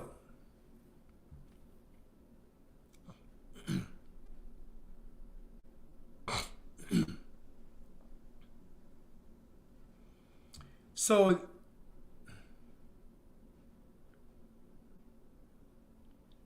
yes, not having sex before marriage has to be instilled in the home. The serpent came to woman because they were more prone to deception than man. That said, men are teaching their women the word of God. I don't see it much. I talk about God all the time and women and still get backlash. That ain't it. It's the culture. The serpent came to Eve because Eve wanted to be like God. That's the problem. The women's ego. They talk about the men's ego, but the man's ego is based on performance. The woman's ego is not. The man's ego is based on what he has accomplished or what he has done, what he has achieved. The woman's ego is not based on any of that. The woman's ego is based on what she says is valuable. So again, Eve wanted to be like God. And we can go to the scripture. That's what never gets talked about is the female ego. They always say the male ego, but again, the male ego is very fragile and very weak. If a man loses his job, his ego gonna be shot. If a man loses his job, ego shot. If he doesn't perform well, ego shot. Like, so the male ego is fragile, not the woman's ego. The woman could be 400 pounds and still think she deserves the top 1% of men. So again, that is the huge difference. And also, all of these women going out into the world and achieving, why are they doing it? Why are they doing it?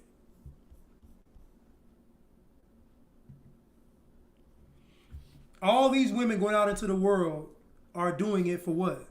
Now, when a man's getting his life together, a man usually gets his career straight, usually gets his house, got his little whip. What's next? If a man gets his career straight, gets his house and his car, what's next? Who can tell me what's next?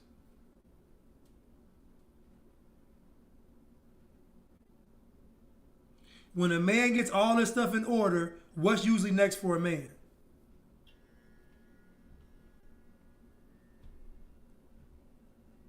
Somebody said it. I got one answer.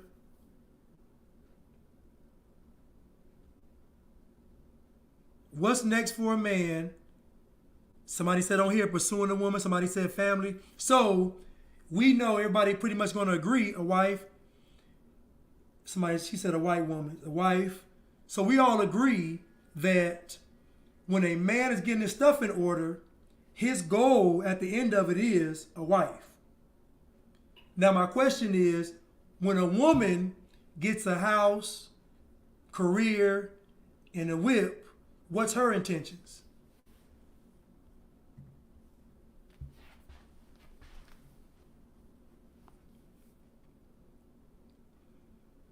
Thank you, Steve-O, for the super sticker. Thank you so much. Again, my question is, when a woman is getting her career, her house, car, and everything in order, getting all that stuff, what are her intentions? Does a husband follow?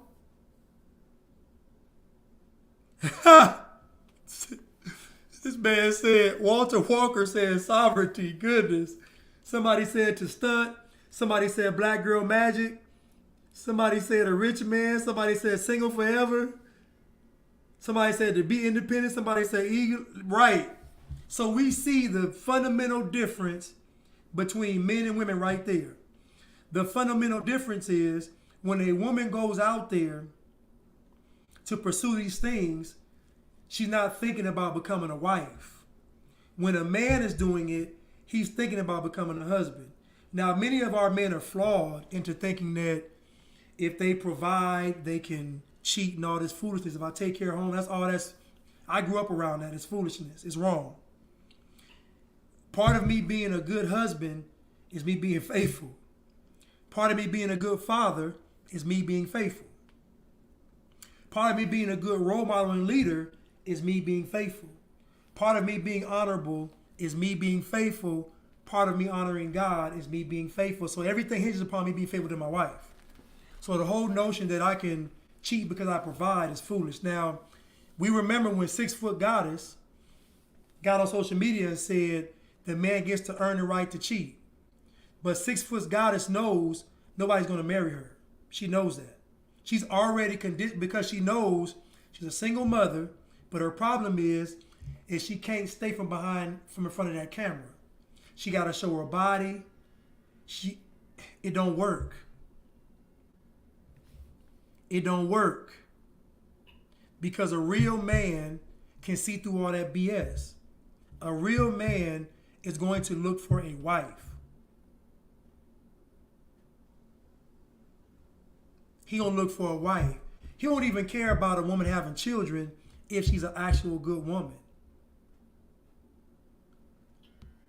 If she gonna say, I'm gonna put you first in the house. Now, that's tough, ain't it? She got 2 children by somebody else, but still puts the man first. Most women ain't gonna do it.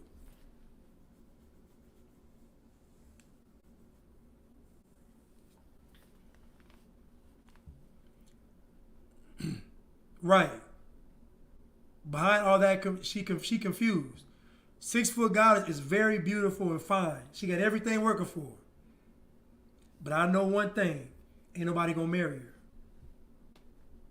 Cause when she's speaking, she don't sound like a wife. She don't sound like a Proverbs 31 woman. She don't sound like a God-fearing woman. She sounds like a well-spoken Cardi B. A well-spoken Nicki Minaj. A well-spoken Glorilla.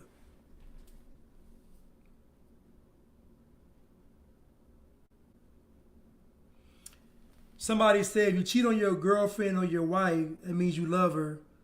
What do y'all think about that? I would say that if a man cheats on his girlfriend or his wife, I would first say he doesn't love himself. And I would second say he doesn't love her. And I would thirdly say he isn't honorable.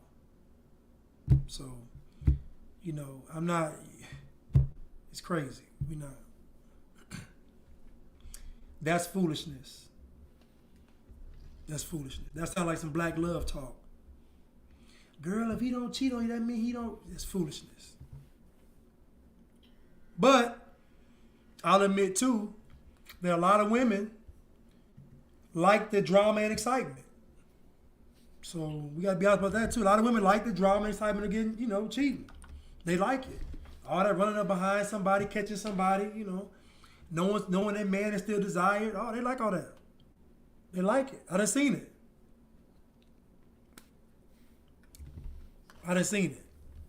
I ain't never lost no woman from cheating.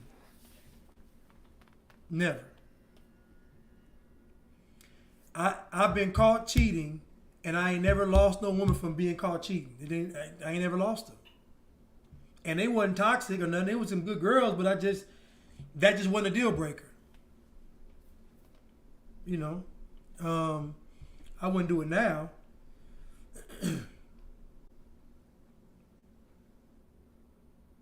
Right. Women have been led to believe that if a man provides for everything, he has the right to cheat. And I would say that if a man's providing everything, that's even more reason not to cheat. Because he's clearly showing that he values what he's investing in. So if the man's taking care of everything, he's saying, I value what I have. Why would you tarnish it by going out to cheat? It don't make any sense. I mean, they could, I doubt it. Talking about they cheated, I didn't find out. Listen, man, y'all wish that was the case. I know. Y'all want to see some flaws in my game, my macking. I know. I got cheated on all that. Y'all don't believe it, though. Y'all don't believe it. Y'all don't believe it. Y'all don't believe it. The women love me. Y'all don't, listen, I don't care what they tell y'all. These women love me, and all my exes go on to get married, most of them. I'm like good training ground for women to go and get married. I get them ready for a husband. Because I wasn't going to be their husband, so the least I can do is prepare them to be a wife for somebody. I should have got paid for it. I should have got paid. You know what I mean?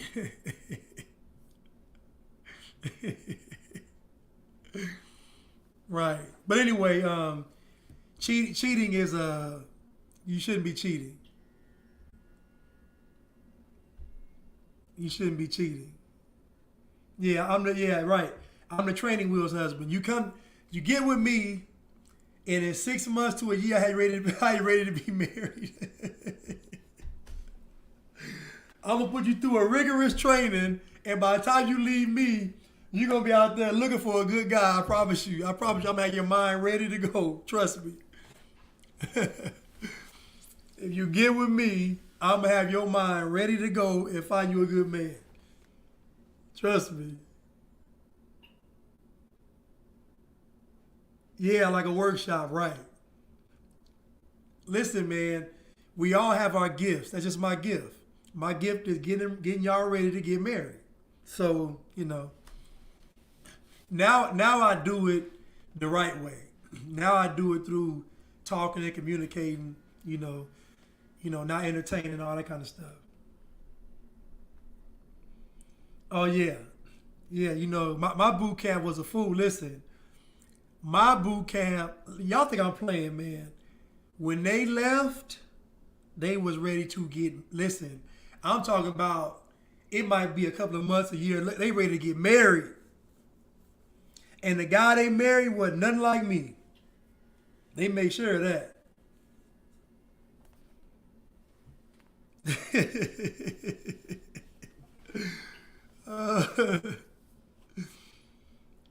Yeah, I mean, listen. The whole purpose of all of these talks, there's going to be a part 2. But the purpose is for us to come together. The Bible says that it's not good for man to be alone. And that means that when God saw Adam alone, he saw it wasn't good. Because what happens to a man when he's not with a woman is he's usually going to be one way. He's not going to have any balance. He's going to be focused on one thing, probably more cold and more callous, more logically based, not much empathy, It's just not good. So a man needs that balance. And women, with their emotional chaos, need the balance of logic with a man. We're meant for each other.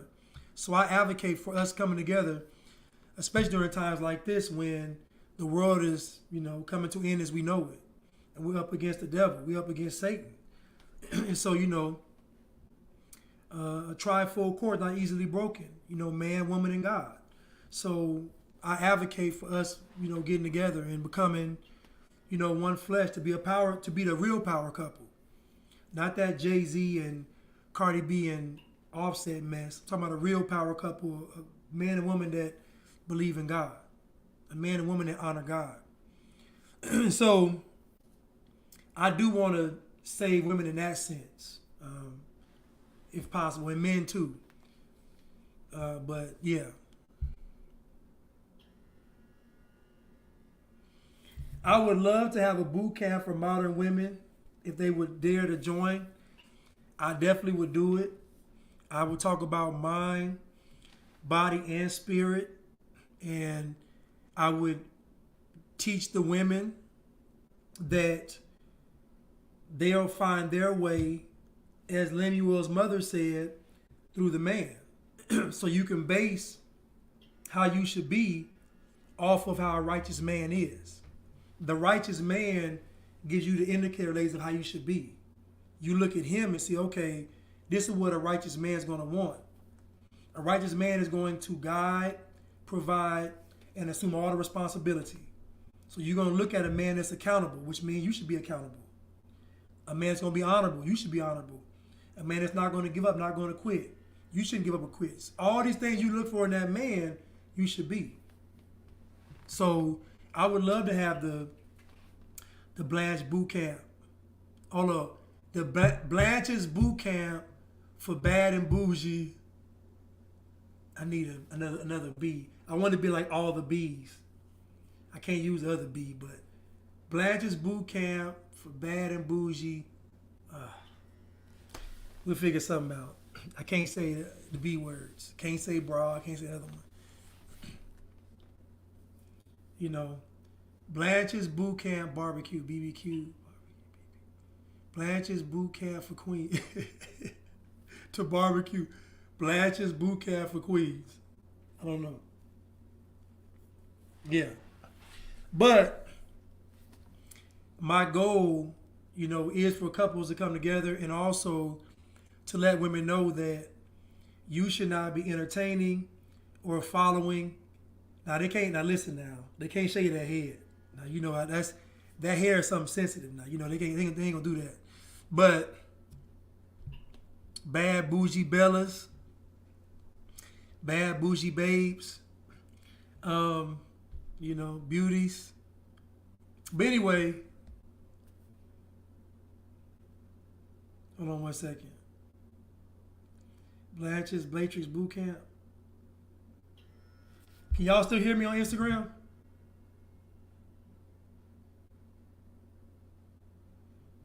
Can y'all hear me on IG? Oh, hold on a second, man. Goodness, man. Shoot.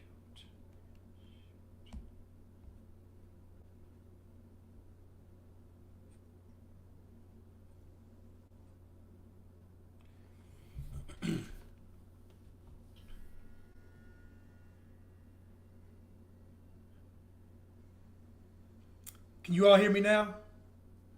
Can y'all hear me? Can you hear me now?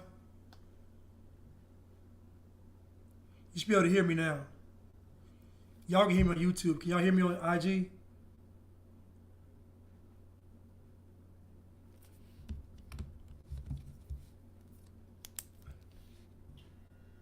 Okay, we back.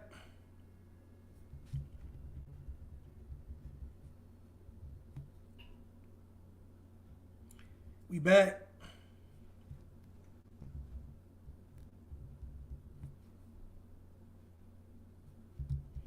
Okay, so that would be my goal, is to have that kind of boot camp.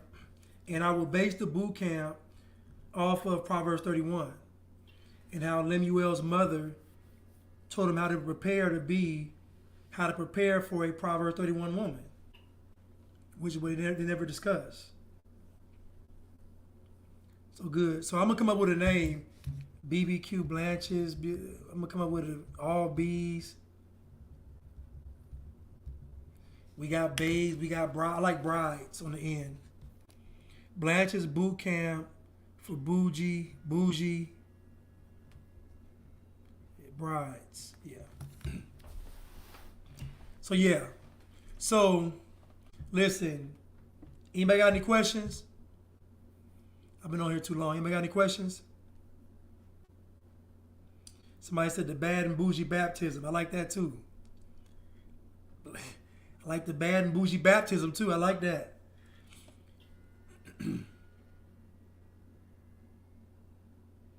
Blanche's bride to be boot camp.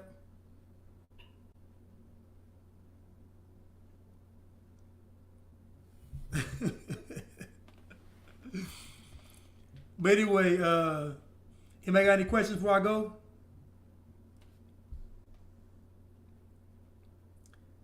I'm on to something, huh? We can look into it. You know. Listen, I'm all for it, man.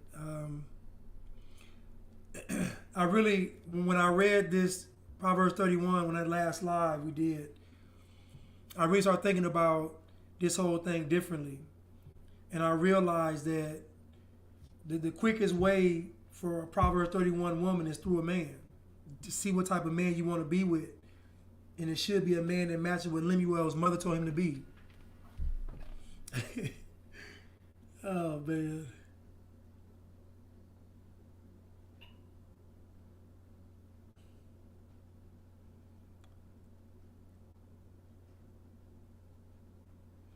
Oh, well, right. So, you know, but the goal would be to get a woman, hopefully, in there that was against everything I was doing. And then by the end of the boot camp, there's a transformation so people can actually see that even this person is, you know, not beyond saving, you know. She can still be helped, you know. I believe that most women, my boy, yeah, you could be an usher. Yeah, you could be an usher. I'm going to need help, you know. I'm going to need help. Y'all funny. But my boy DC says that most women are not liberal. He said because most women, when they come to relationships, are conservative. Because most women want the men to provide. They want the men to be faithful. They want the men to protect. Like most women are actually conservative when it comes to dating and marriage. Because they want traditional men when it comes to that. Everything else isn't. But he says most, and I'll say he's right. He's actually right. It's over for Glorilla.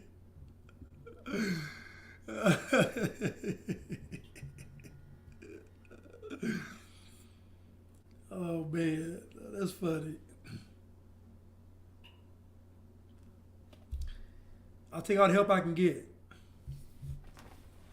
Maybe I should start on like a Zoom. What do y'all think about me starting doing like a Zoom class? Doing something on Zoom so everybody can chime in and come on. I was talking about feminism and athletes. Do athletes prefer white women or non-black women? Blanche's bride qualifying boot camp.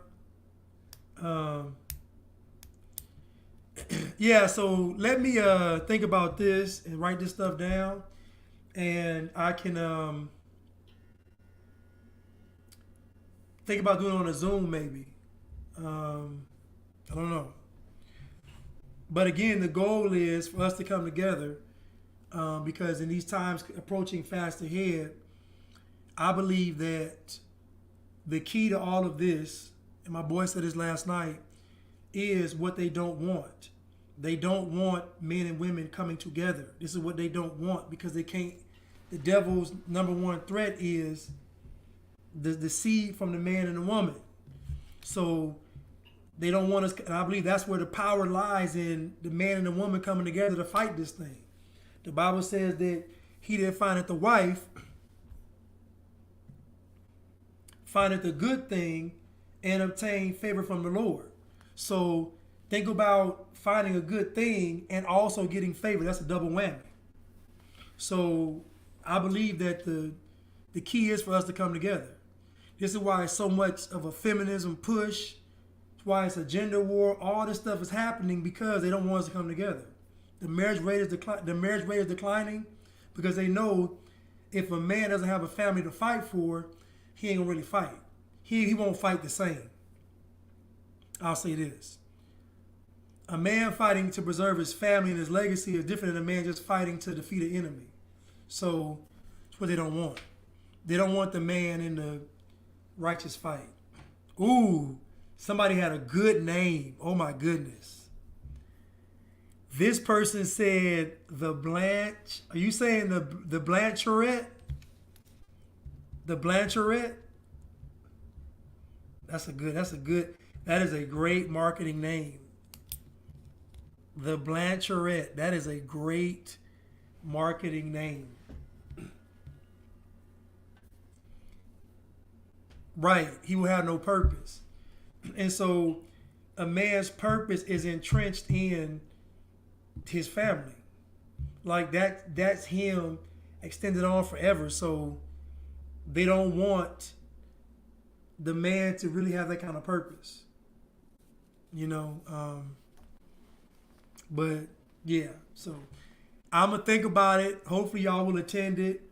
It's gonna be based in the scriptures. I'm gonna be pointing out feminism, but really the goal is for if y'all want to get married, to get married. You know, and believe it or not, men respect standards. They may not be convenient while dating, but men ultimately respect standards because a man is going to value you if you value yourself. Just telling y'all, a real man. Now, the guys y'all really want are going to respect and honor you saying, let's wait till marriage. I'm telling you. Kevin Samuels was talking about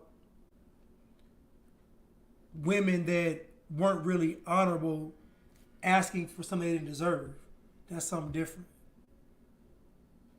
But he also gave a secret and he said,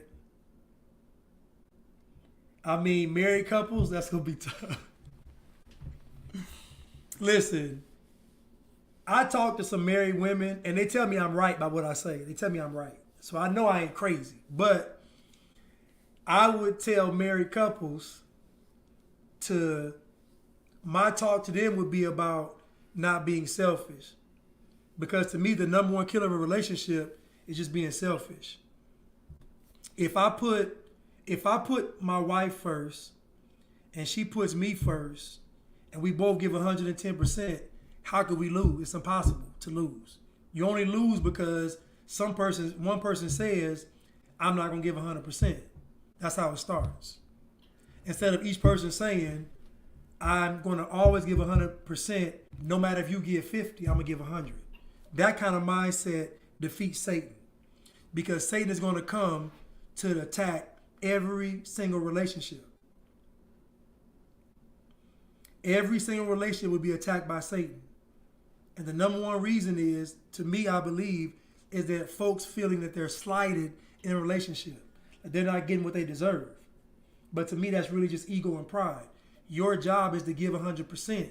You give 110%. That's what you're supposed to do. Because you honor that person through God. That's a value made to God. So what I say is, don't be selfish. At the end of the day, it ain't really about me. It's about my wife. So again, I realized that I was sleeping with these women, but if I want a wife, I can't get it with my body. It's my wife's body. These are my wife's lips. I'm giving this to my wife. So if I'm giving it to my wife, I want to give her something that's valuable.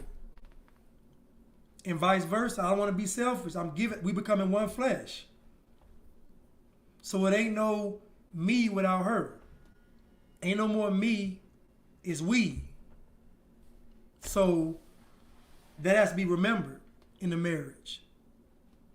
And I know people are going to say, oh, you ain't married. Marriage is hard work. Marriage is hard work because people go through cycles of being selfish. That's why it's hard. When you catch the other person in that selfish cycle. Don't be selfish. Put the woman first, put the man first. Don't be selfish. Even though I'm mad at you, I'm going to still kiss you goodnight. Matter of fact, I'm not going to go to bed mad at you. How about that? How about I'm making a commitment to resolve every issue before we go to bed? And if we can't resolve the issue, at least we're going to resolve the anger about the issue. Saying I love you, I still love you, and this ain't going to break us can go a long way in a relationship. Saying this stumble right here ain't got no bearing on my love for you, they go a long way.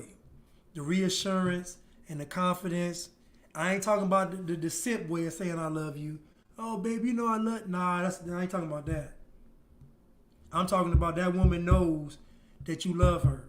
You ain't even got to say it. It's your actions. We could have an argument before we part ways in the morning, and I still got to kiss you because what? Me not kissing you is me doing what? Being selfish. Because that one kiss can change the whole day. That's all I'm saying. Gotta not be selfish. That's all. Gotta not be selfish. Your wife still deserves a kiss even if you're mad. Your husband deserves a kiss even if you're mad. They still deserve the kiss. And the hug, and the embrace, and have a great day. Even upset, still, I love you, kiss you, and have a great day still. We ain't gonna leave the house at odds. I'm not gonna send you out into the world to fight the world alone. You still got my support 100%. No silent treatment. No silent treatment. Always communicate. No silent treatment. Always communicate. I ain't gotta be quiet. You can write her a note. Leave it in the bathroom. I love you. Leave it on the dresser. You ain't gotta say nothing. Write her a note. I still love you.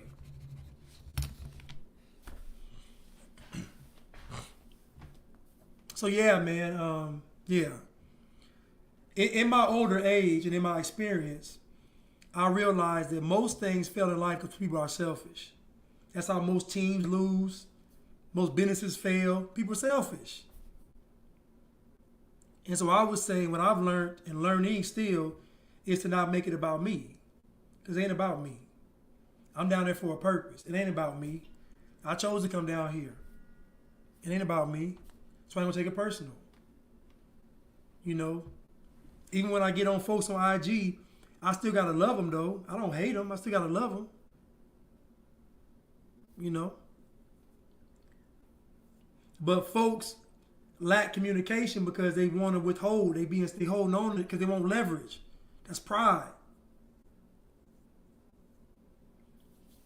When you get married, when you get on a sports team,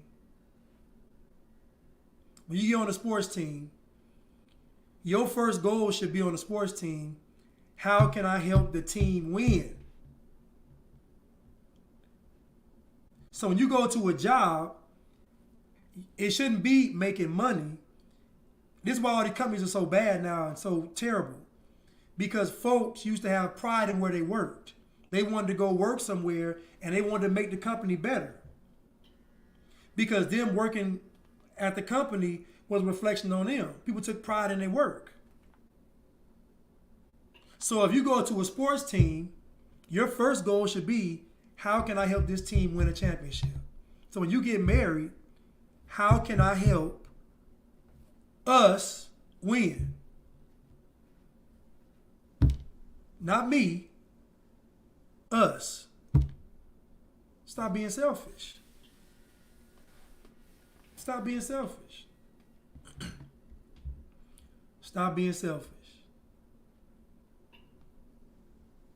She wants some Marvin Gaye. Remember that song? Some Luther. I can't remember. I don't get into it. Anyway, yeah. So, but my point is, I may really consider this. We're going to figure out a name. Maybe the Blancherettes. I don't know, Blancherettes, but maybe the BBQ. I don't know, but I think y'all might be on to something. Y'all might be on to something. And, you know, and also, I believe too that, before I go, the world needs to see women like you all that come on my lives and stuff, YouTube. The world needs to see y'all. And I mean see y'all in the sense that women need to see examples of good women. They need to see it. They don't get to see it. They need to see it celebrated. We got to get back to celebrating good women. Matter of fact, that needs to be a movement. Celebrating good women. Let's get back to that as a movement. We celebrate ratchet culture. We got black girl magic. But are we really celebrating good women, though? Where is that movement? That's what we really need. Because little girls don't see the good women and good girls getting celebrated. They got to see it. Let's start celebrating the good women. Make that a movement. And I can guarantee you celebrate the good women, they're gonna celebrate the good men. They're gonna be like, listen, man, I know how this thing works. I know how it works. And exactly. And I'm telling you now, once we start celebrating good women, once we start convincing women to be Proverbs 31 women, the transformers can't do nothing. A transformer can't be no Proverbs 31 woman. A transformer can't be no good woman. They don't have no buy-in to the culture of women. They only have a buy-in because the standard is at its lowest. Can't no transformer be no Proverbs 31 woman. What we talking about? But listen, y'all. I'll be here all night. Right. A lot of women took that snake bite off of their profiles. I've seen it firsthand. I've seen it firsthand, them taking them snake bites down. I seen it. I see it. I seen it.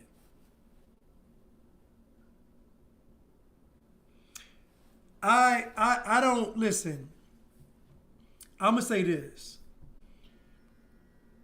Everybody ain't gonna do nothing, right? I just really want to be a blessing to those that want to be blessed. So I can't worry about everybody wanting to be blessed. I just believe that there are still decent people on the planet. Still decent folks on the planet. Still good people on the planet. It is. There's still good women out there.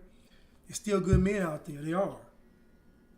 The question is, who are you willing to be to get that good man or to get that good woman?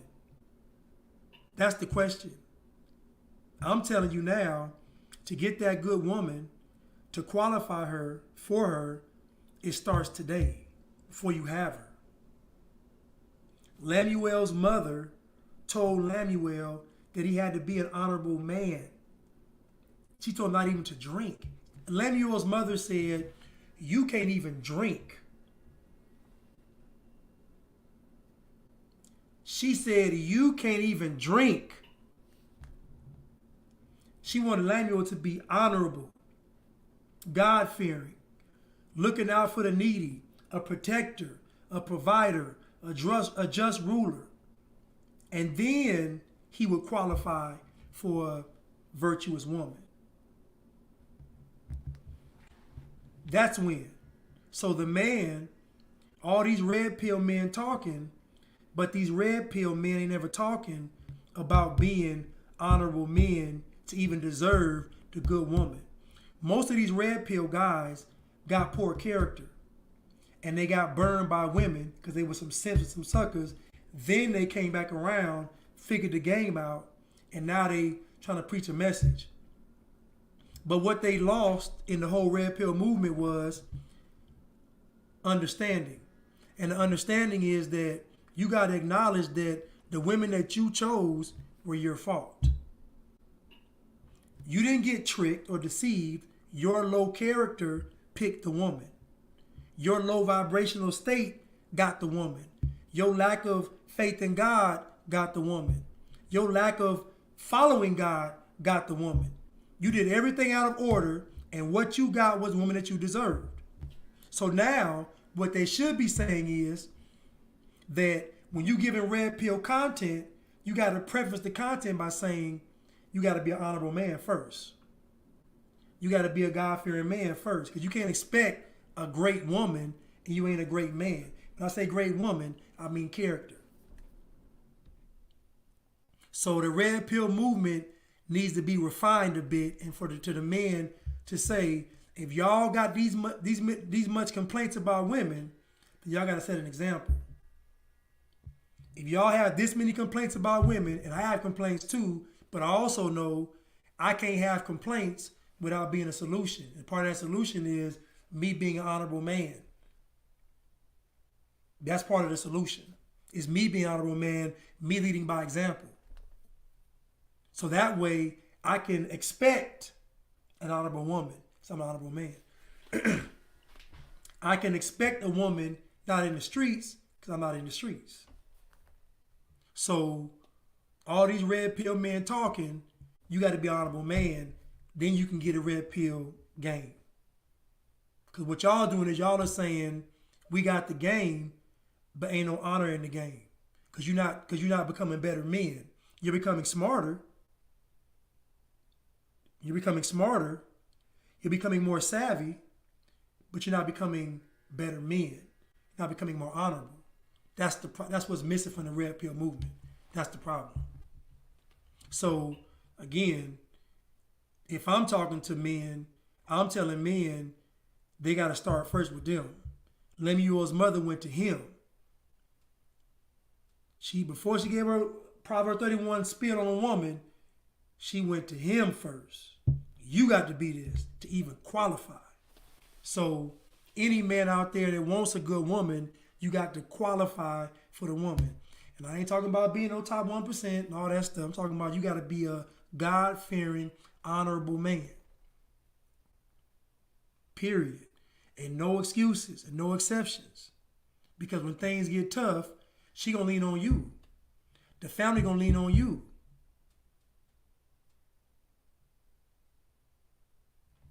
Listen, I love y'all. I thank y'all so much for tuning in. And I'll be back again. Maybe tomorrow, I don't know.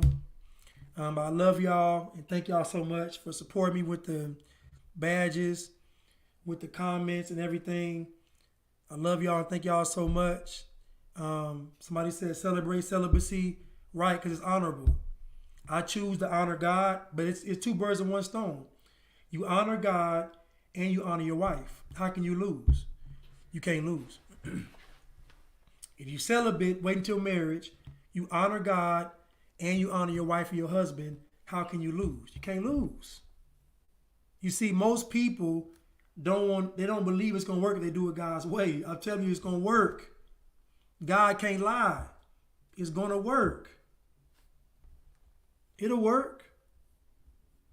Anyway, I love y'all. I thank y'all so much. I'm going to look into my Proverbs 31 boot camp and I'm going to come up with something. I'm taking all these names down. Anyway, I love y'all. Thank y'all. And I want y'all to have a great night. All right. Yeah, and like the YouTube video. Y'all like the video. All right, y'all. I love y'all. Thank y'all.